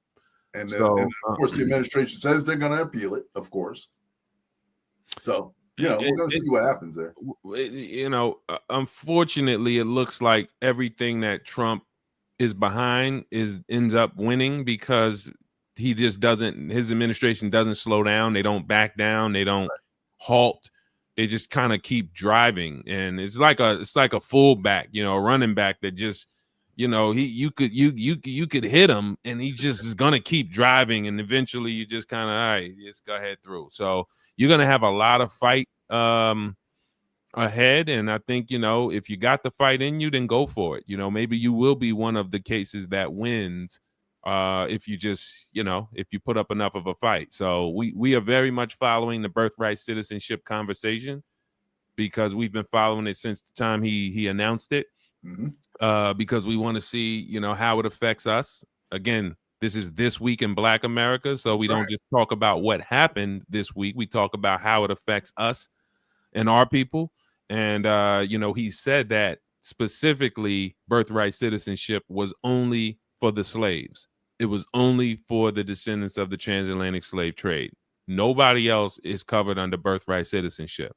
So where's he going to go with that in the long term? If that's his ideology, and if that's what he's fighting for, then we don't know. Is he going to eventually turn on us? Is he trying to? We have no idea. So we're going to continue. This is just something we're just going to continue to follow and report to you guys. And if anybody has anything else to tap in the chat, let us know. Go ahead, Curtis. All right. Speaking of court, the president who not only is a 34-time convicted felon, he is also an adjudicated sexual offender. And E. Jean Carroll, who's the woman who successfully sued him for sexual abuse and won. And he had a $5 million judgment against him for, I think, defamation against E. Jean Carroll. Of course, the judge ruled in her favor. Trump himself appealed the decision, of course. And this week, we just found out that he lost that appeal. So he still owed that $5 million to E. Jean Carroll, and he is still adjudicated a sexual offender. So, yes, he's the Messiah, and he's also a 34th time convicted felon and sexual offender. Okay. All types of what they call sin, and everything. And is he going to pay? Who knows if he's even going to pay? You know what I mean? Who knows? He has not shown a propensity to pay his debts. Yeah, he mess around, tied up in appeals court. I don't even know. Can he appeal it? And just sometimes people will beat you into submission with their lawyers who are just on retainer. That's another. You see, this is a trick of the wealthy. Absolutely. See, they have lawyers on retainer. Mm-hmm. When we go get lawyers, we're paying them money. Yeah, we're paying them. If they're not taking a percentage of the winnings, and I would think most attorneys or firms who are going against someone with deep pockets, they might not take a percentage of the winnings. I would think I have to be a little careful there, because they know that these people will tie you up in court for years and years and years. And, if you don't have the resources, you just eventually get tired of fighting. So, but if you cut your lawyer a check for 10 grand every month, hey, listen, I didn't need you for the last 2 years, but I need you for the next 3. You know, whenever I call you, better pick that phone up. I know that. That's it. It's a different system. It's part of the injustice system where the wealthy is concerned. We talked about Diddy last week. We know there's a class of people who justice looks different, and if you got money, you know, you ain't getting the same results Roscoe and around the way is getting. Junebug and them don't get the same kind of justice we understand as the wealthy do. We understand.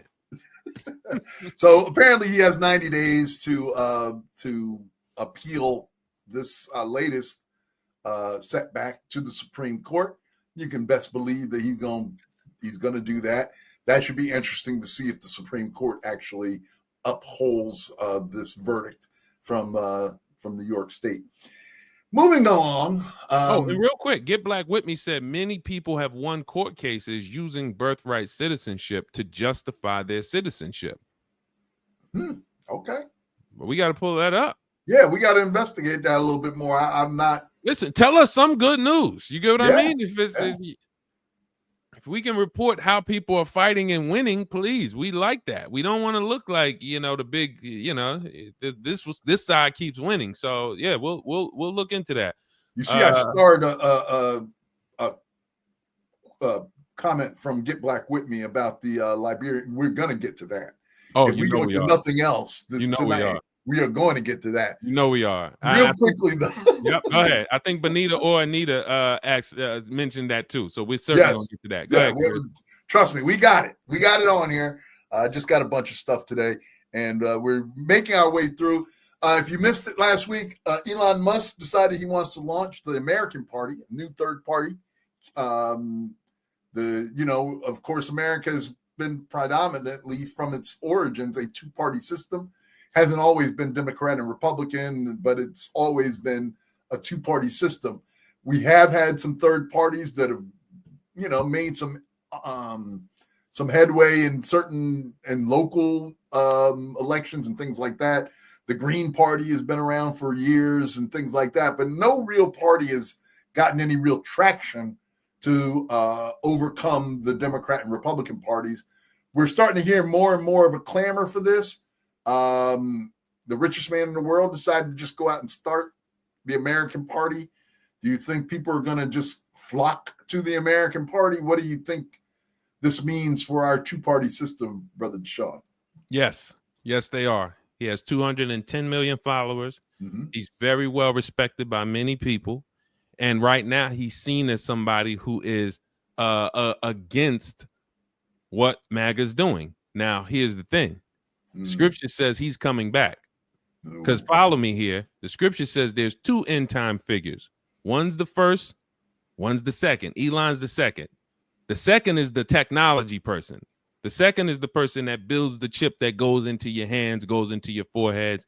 The second is the person that he gets fire out of heaven. Revelation 13. So when you look at, fire out of heaven, you could take it as literal, you could take it as symbolic. So when those rockets come down, and they run out, you see them run out of those SpaceX, and they see those rockets coming down, prophecy fulfilled. Now what happens is he could use this as the scripture says that the second person who comes exercises all the power of the first person, but he's going to tell everyone to worship the first person. So now when this is what you want to watch for, if Elon grows this party, speaking like a lamb, speaking very much, he seems like the humanitarian. I wasn't here. I thought I was doing the right thing. I thought that my motives were good. I wanted to help this country save money, but now I see there's a big bad party, and now you know what? I need to actually help fight, and we're going to unite and fight. And now we get all of these millions and millions and millions of people, and then we eventually something happens where we say, you know what? We need to join back with them. So now what you just did is you divided not the MAGA party, because the MAGA party is going to stay with Trump. Right. But you divided the rest of the voters. You took some And it's the same thing that President Trump did. President Trump came in. You remember 50 Cent said, I'm not a blood or a Crip. I started my own gang. He came in and he said, I'm not a Democrat or Republican. I'm starting my own gang, MAGA. So now you poach from the Democrats, the Republicans, and you poach from the independents. And that's MAGA.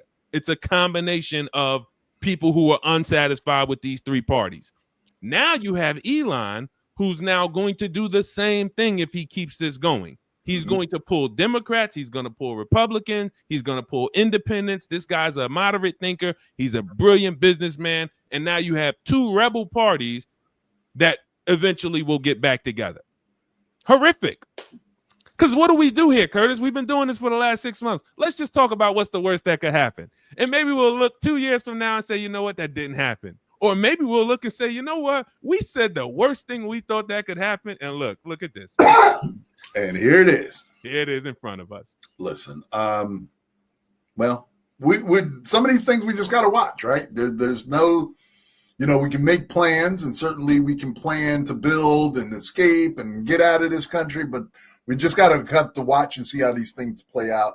So that's just something to be aware of. Well, let me ask you a little deeper question. Where could he go with the America Party? Let's say he gets 40 million people in the America Party. Again, richest man in the world, 210 followers on Twitter. He owns a platform that he has his own media machine. He can't run for president. Right. So he can be the king builder. It's kind of what he did with Trump. Although, he couldn't keep a leash on Trump and their love affair is kind of fractured at this point. But he can be the king builder. So there you go. Yeah. You get what I mean? Yeah. So if the scripture, if the scripture is, if I'm interpreting the scripture correctly, this is just my opinion of how, then it says that he rallies people and then he tells everybody to worship the first one. So this is, again, all the influence. I got tons of influence. I got as much influence as you got, but I'm going to point it to you because, again, I can't run for president. Right. But I got 40 million people that if I anoint somebody, it can be really effective on a local level. At least he can begin to kind of build an infrastructure at the local level with the amount of money that he can infuse into some of those local elections. He can really build an infrastructure, a foundational jumping off point, for him to launch. So it could take a few years, but with this kind of wealth, properly focused and properly executed, it could have a very big impact on the American system, political system. But that presupposes that we have an American political system that lasts more than this year, because there's been so many efforts to kind of dismantle everything that we saw as that we had seen before. We're seeing new things going on here. So wait, hold on. I like where you're going with this, Curtis. Doesn't he already have all our information? Doesn't he already have every voter's information? Yep, he already has it. That was what this was all. That's what the DOGE thing was really all about. If you don't know, is them getting access to all types of information. That's what it exactly was. That's what this was all about, I think. Let's just go a little further down this rabbit hole real quick. So now we're talking about him potentially. I like the term you use, the kingmaker. So now, and then taking his resources, deploying capital and his know-how into local elections, into state, smaller infrastructure, not on the federal level, but we can deploy all of this stuff on the local level. And I already have all the voters' information. And I understand these computers, as President Trump is quoted on saying, better than anyone. Right. You see the sinister guys, if you're listening.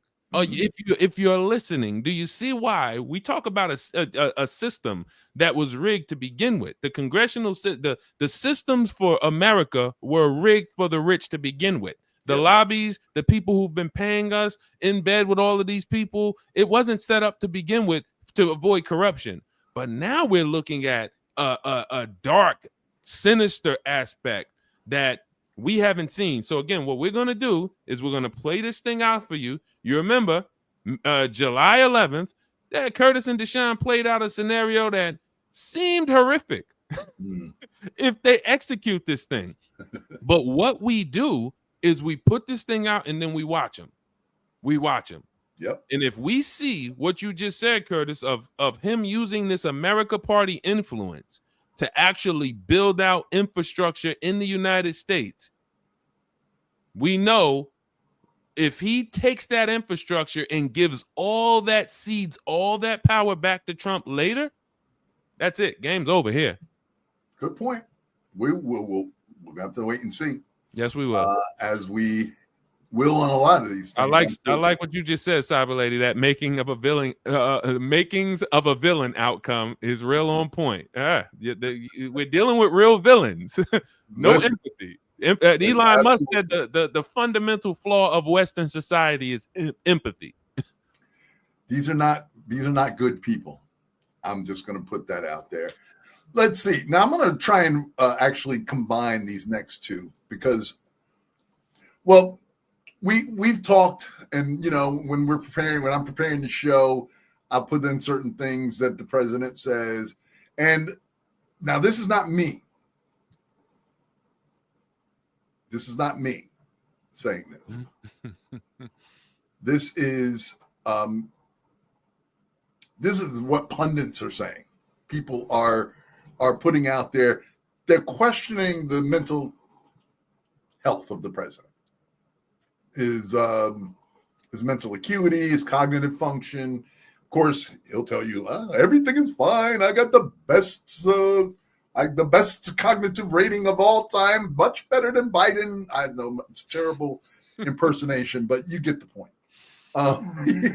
So people are questioning his cognitive function. He is 79 years old.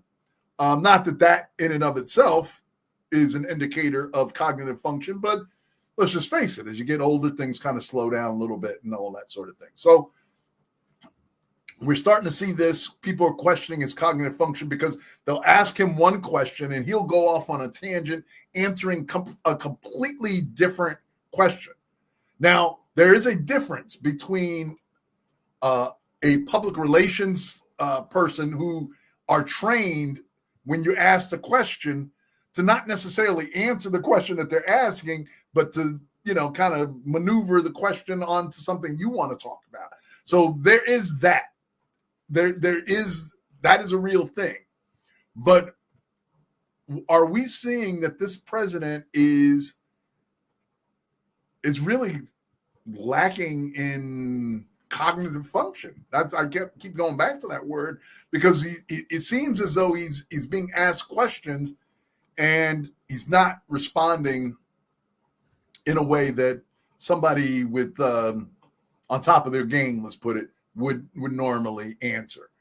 Now, the way I'm going to combine this with the following story is because this week the president had some African leaders, specifically the leader of Liberia, president of Liberia, came to the White House. You can't make this stuff up. You cannot make this stuff up. You got to take a listen to this. Yes, thank you. Rocky, can you pull this up and play this? Thank you. Such good English, such beautiful. Where did you learn to speak so beautifully? Where were you educated? Where? It's a recent celebration of your 249th anniversary. We did in Liberia at your embassy. Mr. President, we thank you for this opportunity to be here. Liberia is a longtime friend of the United States, and we believe in your policy of making America great again. And we also go a long way with you in your diplomacy that has to do with economic development and commercial friendship. Liberia has a lot of minerals, and one of the things we ask as good friends for a long time is the opportunity to do a survey of our minerals. Mm-hmm. And also we are committed to peace, and we've been very lucky within our region. We are a country that have had series of democratic elections, and our country had been cooling down. And also, we want to encourage American involvement in the investment in Liberia. Yeah. We'd like to see that happen. We want to work with the United States in peace and security within the region because we are committed to that. And we just want to thank you so much for this opportunity. Well, thank you. And such good English, such beautiful. Where did you learn to speak so beautifully? Where were you educated? Where? Yes, sir. In Liberia. Yes, sir. Well, that's very interesting. It's beautiful English. Sure. I have people at this table can't speak nearly as well. Very And good, sir. Thank you. Now that's the cleanup. That's the cleanup. So he's he'll throw something in at the end. I have people at this table that can't speak as good, but the beginning, where did you learn to speak? Were you educated? Where? Just so you know, ladies and gentlemen, the language in Liberia is English. The official language. The official language. The official language in America is not even English. But in Liberia, the official language is English. So when we where did you learn this? Were you educated? It's just it's again, but that's President Trump. So like, all right, so now let's tie this together because you made some great points about his cognitive ability. I say one or two things. It's either we're witnessing, again, going back to Game of Thrones, we're witnessing Mad King behavior.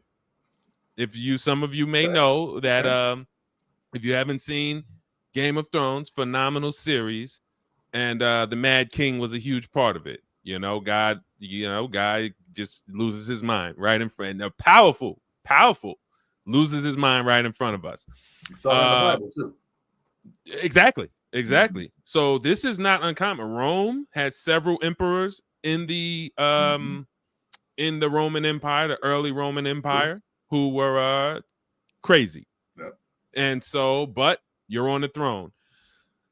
So it's either that or we are just very calculated and we are a master manipulator. And I know I can get away with it. Meraki and I were actually talking about this in the car yesterday about how if this was intentional, it would be brilliant because what it does is it makes people underestimate you because they think you're stupid. But then it also puts people, they don't know what you're going to do. You're volatile. You're too volatile. Because you're crazy. Right. So in one breath, if you say something, I don't know if you said it because you're crazy, or I don't know if you said it because you're stupid, or I don't know if you said it because you meant it. So I can't plan for you. Right. I can't plan how to defend against you. I cannot plan on how to work with you. So whether it's Mad King behavior, where again, he flies into these nations and he's dealing with the Saudi kings. He's dealing with guys in the United Arab Emirates. They're cutting checks. They're wiring trillions, billions. So is this something you're sending planes? So these are people who have an option. Some of them haven't liked America from the start. So if we have some of these nations that have not liked America from the start, yet he flies into town, he has a 3-day conference, he has several meetings. Okay, we closing deals for $50 billion. Are you playing? Is this a character you're playing here? Because this character that you play here keeps people totally underestimating you, and it makes us think you're stupid. It makes some of them think this guy is nuts. He's a lunatic. He's stupid. He's crazy. But when you fly into these other nations, they roll out the red carpet and say, hey, what's going on? What's the call? What do you want to do?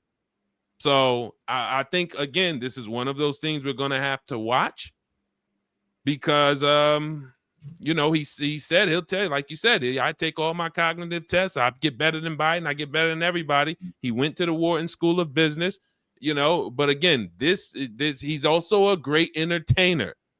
We're looking at someone who's, before he ran for president, he was best known for saying you're fired. Right. He was best known for being on a television set and being a gregarious figure that was, he's been body slammed on in a wrestling on the WWE. You know what I mean? So he could be playing this. I've said it before. I don't think he's a stupid guy.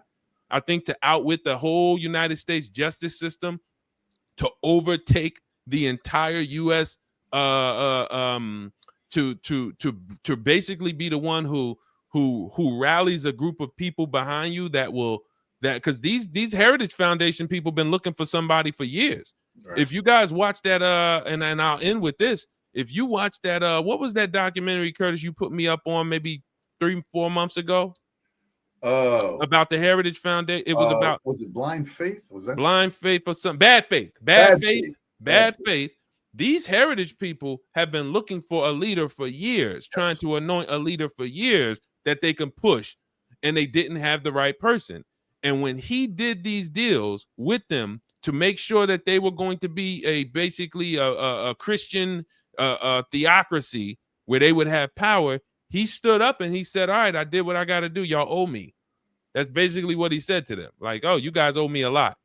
So he to overtake the entire United States checks and balances. I think he had some people around him that helped him do it, but I think he was brazen enough to believe he could do it.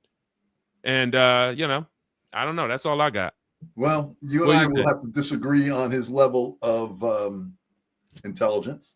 He's an idiot. Yeah, let's get back with me. That wasn't me. I didn't put that in there. Although I think I endorse it.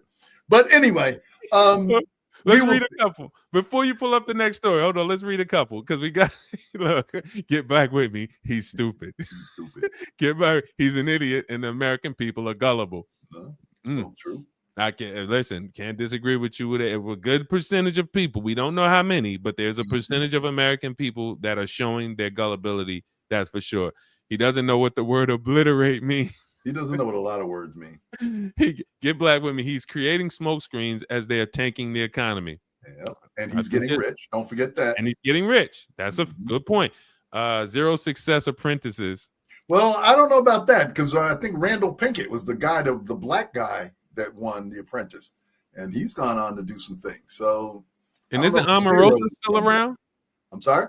Isn't Omarosa still around? Oh yeah, I actually interviewed her years ago on the radio. She's kind of a chameleon. She's still sticking around. Anyway, that's enough for that. Yeah, so that's we're running out of time, and we were doing well, I thought, but we got a little sidetracked here. But that's okay. Couple quick things that we want to go over before we get back, because there's a couple starred things that we wanted to circle back to, the comments that people made. We don't even need to get into a lot of this. The Trump administration sues the state of California over the price of eggs. They're saying that the California restrictions on animal cruelty are too tough, and they're making the price of eggs go up. I'm not even going to comment on that, because that just goes back to the other story we were just talking about. Shout out to the state of Colorado. Not only did they lead the way in the country on the cannabis front, they are now leading the country in actually passing a law requiring K through 12 public schools teach Black history in their schools. Did you hear that? Required to teach Black history in their schools now. Absolutely. Yeah, I thought I had. Shout out to Colorado. Here, but okay, didn't work. Shout out to Colorado. Yeah, so good job, Colorado, requiring that public schools teach Black history. We're going to need states to do that, because we're obviously seeing the federal government's efforts to try and dismantle Black history and any of the contributions that Black Americans have made. Just want to put this out there. Black history is American history. Hello. Just going to put that out there. Hello. One So time. shout out to Colorado. Thank you, Colorado, for leading the way there. And I'd love to see other states follow suit. I want to get to the foolishness here. Carnival Cruise Lines. Have you ever been on a cruise? Have you cruised before? Every time me and my wife get ready to go, a boat gets stuck. Yeah, okay. Every time. First of all, the Carnival Cruise thing, I just watched a Netflix documentary on look it up. It's what is it called? Poop something. It's a poop. The poop. I can't. You're not selling it. You're not selling it. Carnival cruise that got stuck for. It was supposed to be a 4-day cruise. They got stuck for like 7 or 8 days without any working toilets, and it's terrible. The Poop Cruise, I think it's called, on Netflix about Carnival. But check it out. But Carnival Cruise just put some new rules out because y'all Black folks acting up on their cruises, staying up all night, dancing line dances, smoking weed on the ship, all types of stuff. And so now Carnival put out this whole bunch of new rules restricting you can't have teenagers, unsupervised after a certain time, putting like curfews on people, saying you can't bring those fans. Where them fans? You can't bring those fans. So they put a whole bunch of rules. You're scaring the whites. Aimed specifically at Black culture. So listen, I went on Carnival Cruise Lines probably 30 years ago. That was the only time I've been on Carnival. Been on several cruises since then, but all Royal Caribbean, and they do a much better job than Carnival. So, but is it different? Do you see a difference in those of you who've been on cruises? I'm curious because I've never been. Curtis, when you're on the cruises, do you see a difference from cruise company to cruise company? Well, yeah. I mean, obviously, the main thing is you want the boat to sail safely, but it's really about the amenities on board, the parties, the bars, the restaurants that are on board, what kind of fun activities they can plan for you and keep you safe at the same time. So, Carnival has been known as the party line for years. I mean, everybody knows it's less expensive than the Royal Caribbean, so it attracts a younger crowd. It attracts people that just want to have fun, and they're not going there to sleep. They're going there to party for 4 days or 7 days or however long the cruise is. And on the Royal Caribbean, you see, like I said, a more sophisticated crowd. They're a little older. They're not there to party. They're there to relax and have a good time. And so Carnival made its record on being the fun ship, but now they're trying to take the fun out of it, at least for y'all Black people. But anyway. So what is it about boots? There's something about boots in there. Probably y'all get when you have. Oh, you ain't. Who bringing Tim's on a? Oh, okay. Yeah. I thought they were talking about they drinking and then they start to dancing and next thing you know, the boat's tipping because all y'all boots on the ground. The ground is a ship. There is no ground beneath you. It's water, and it's making the ship rock because of y'all doing them boots on the ground dances. So look, I knew I wasn't going on no cruise before I saw this. Not on no Carnival cruise. The age policy, teen curfew, fan ban. Wow, there is a specifically. I thought you were kind of These are all real restrictions that have been fan ban is, and it was the Poop Cruise. Poop Cruise. That's what it was. Poop Cruise 2025. Yep. Documentary. I can't say the word. Documentary. There you Documentary and engine fire left 4,000 passengers stranded at sea without power and plumbing in this wild documentary. Whoa. Listen, you ain't been on a cruise. You can't go to the bathroom. Now, all that get stuck on the island. Nah. Oh, and then you got the food. Nah, see, that's why I go to islands. I'd rather go to a place if I get stuck. I don't mind being stuck here. Don't get me stuck in the middle of the Listen, water. You know it. Anyway, So all right. We got a couple starred stories we want to get back to. Let's circle back on that. A couple things that were said, and I know I'm going to give you a little runway here on this the Blood River thing. That King Chibo BB, I don't know, Chabo. Yeah. Chabo.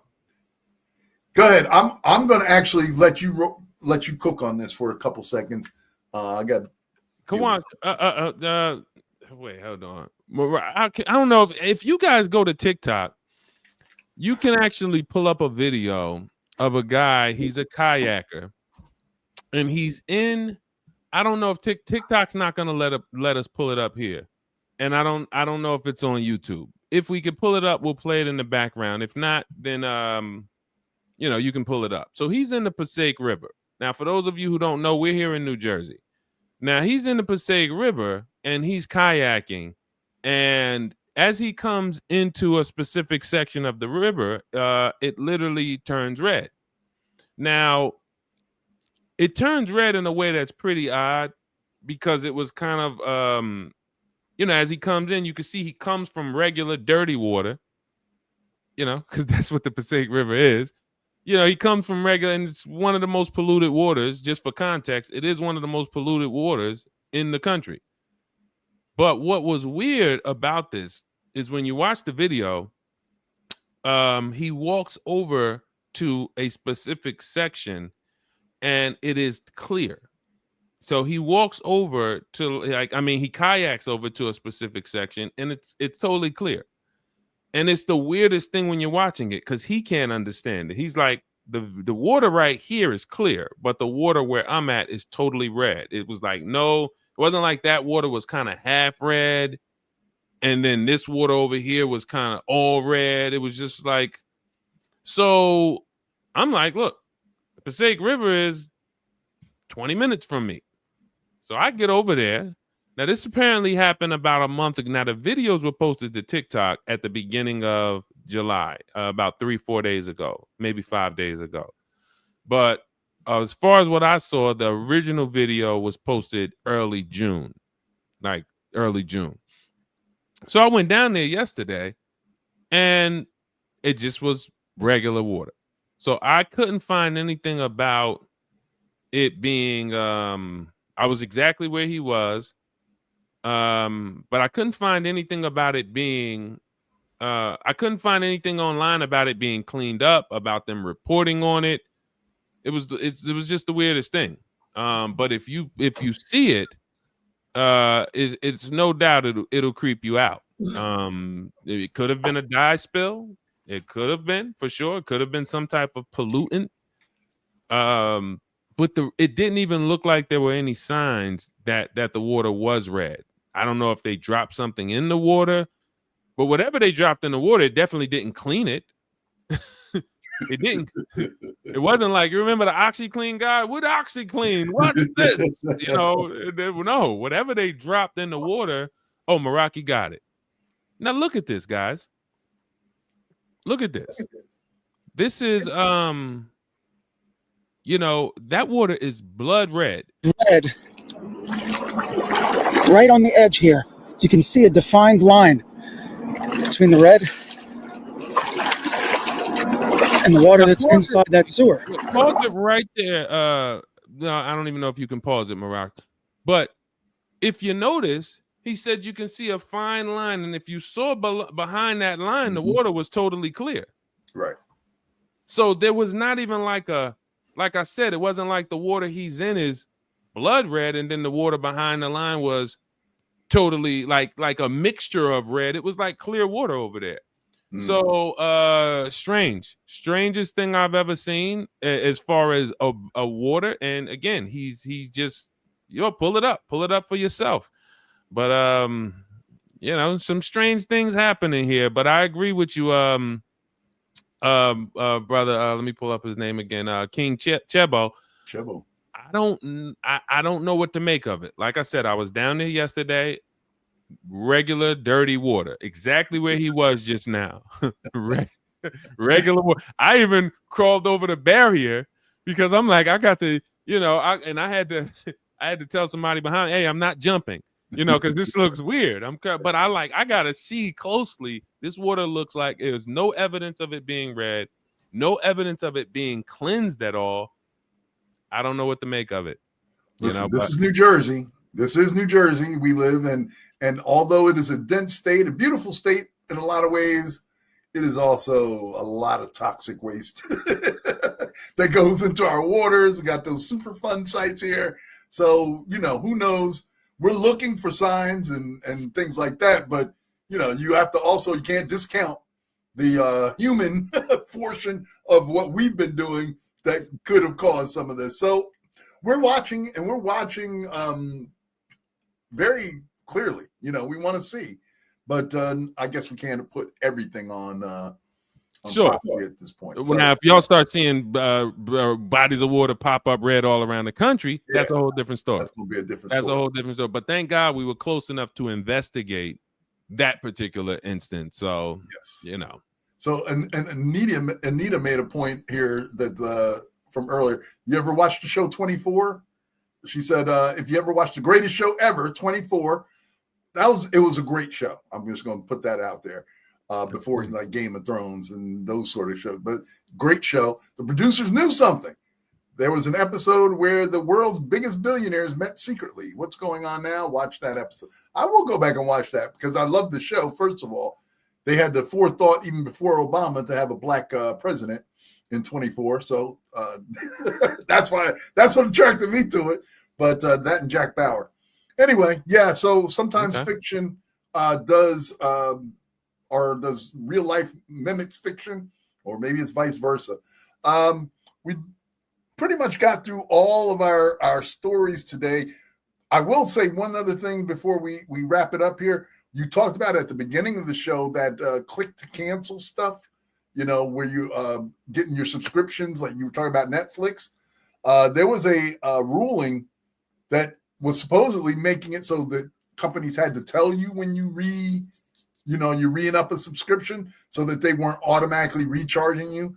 They put a hold on that this week, and it was some sort of procedural thing with regard to that ruling. So I'm going to keep my eye on that, and we'll report back another time if anything else comes out of that.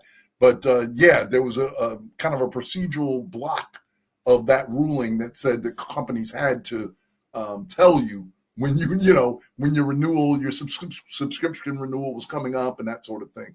So we'll keep an eye on it. Who asked for that? Think about the people who can get their stuff over to this administration. We can't get the administration to realize that we need prices to be better. We need this to be better. But there's a group of people who said, we got a big problem. Hey, what's the problem? Tell us about it. On our websites, we're required to tell people when we're renewing. And, I saw we lost about $1 million last month because, that disclosure is we really like to get it a limit. Who pitched that? That's the point. So when we talk about who has the administration's ear, I love this this sign. Or this regular saying now. Nobody asked for this. Because there's this, you voted for this type thing. No one asked for this. In fact, Governor Tim Walz became very famous for throwing that line out. Nobody wants this. Nobody asked for this. So you're doing things that nobody else. So who asked for that? Who asked for you to specifically cancel these big companies that put us on subscriptions needing to disclose to us that, hey, your subscription's about to renew. If you want to cancel with one click, let us know here. Right. The people who have the ear, the problem. All you need is $1 million and you can go to dinner with the president and you can get his ear. All you need is $1 million. Get back with me. It's just so there you go. If you got extra million laying around, brother, we can go to the White House, sit down with the president for 15 minutes and give him the Rep 2025 proposal. You tell him. We don't have a collection. What's that? Think we take up a collection and get people to buy into that? No. Hey, that's not. Hey, listen. Hey, too much time passes. We'll start doing different things. People start doing some strange things for change soon, but we're gonna see. Anyway, my brother, it has been fun. We, of course, it seems like there's just so much. I stopped with the number of stories that we put in, and we got through all of them basically. But there's still more. There's stuff going on around you, and if you're not paying attention, that's what we're here for. So we encourage you to tune in with us every Friday at noon as we try and bring you the things that are most affecting Black America, things that you may not have had time to pay attention through during your busy weeks. We're paying attention, and we want you to be watchful as well. So we invite you to tune in with us every Friday.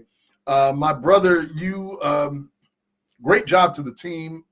It is so wonderful to have the team in the background, pulling up stuff, verifying stuff, this is the piece that we've been looking for, and I'm so grateful that we're to the point where all cylinders are clicking now, and that is great. So thanks to the team that supports us in the background. And Brother Deshaun, you have any closing remarks before we let our folks go for this week? Uh-oh, I'm not hearing you. Is that me? I'm not hearing you, brother. That could be me. Can somebody verify that they can hear brother speaking?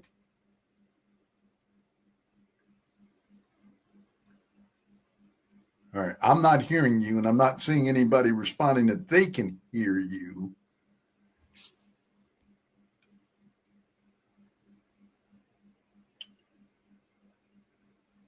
All right. Did you mute yourself, brother? Because I see your mute button is on. There you go. There you go. Did.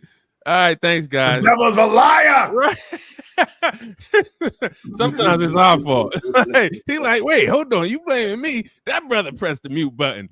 But no, that's all I got. I appreciate you guys. It's always a fun time. Thank you so much to our co-host. You guys make the show so fun to do. And again, shout out to the Meraki Media team, Meraki and Mickey. You guys have brought the flow that we needed. And hopefully our co-hosts in our studio audience see that, we're going to continue to make a better show, continue to try to be more, bring you a better experience. So that's all I got. We'll see you next Friday, 12 Eastern time. And, Curtis, you take us out. Hello, forget, Black America.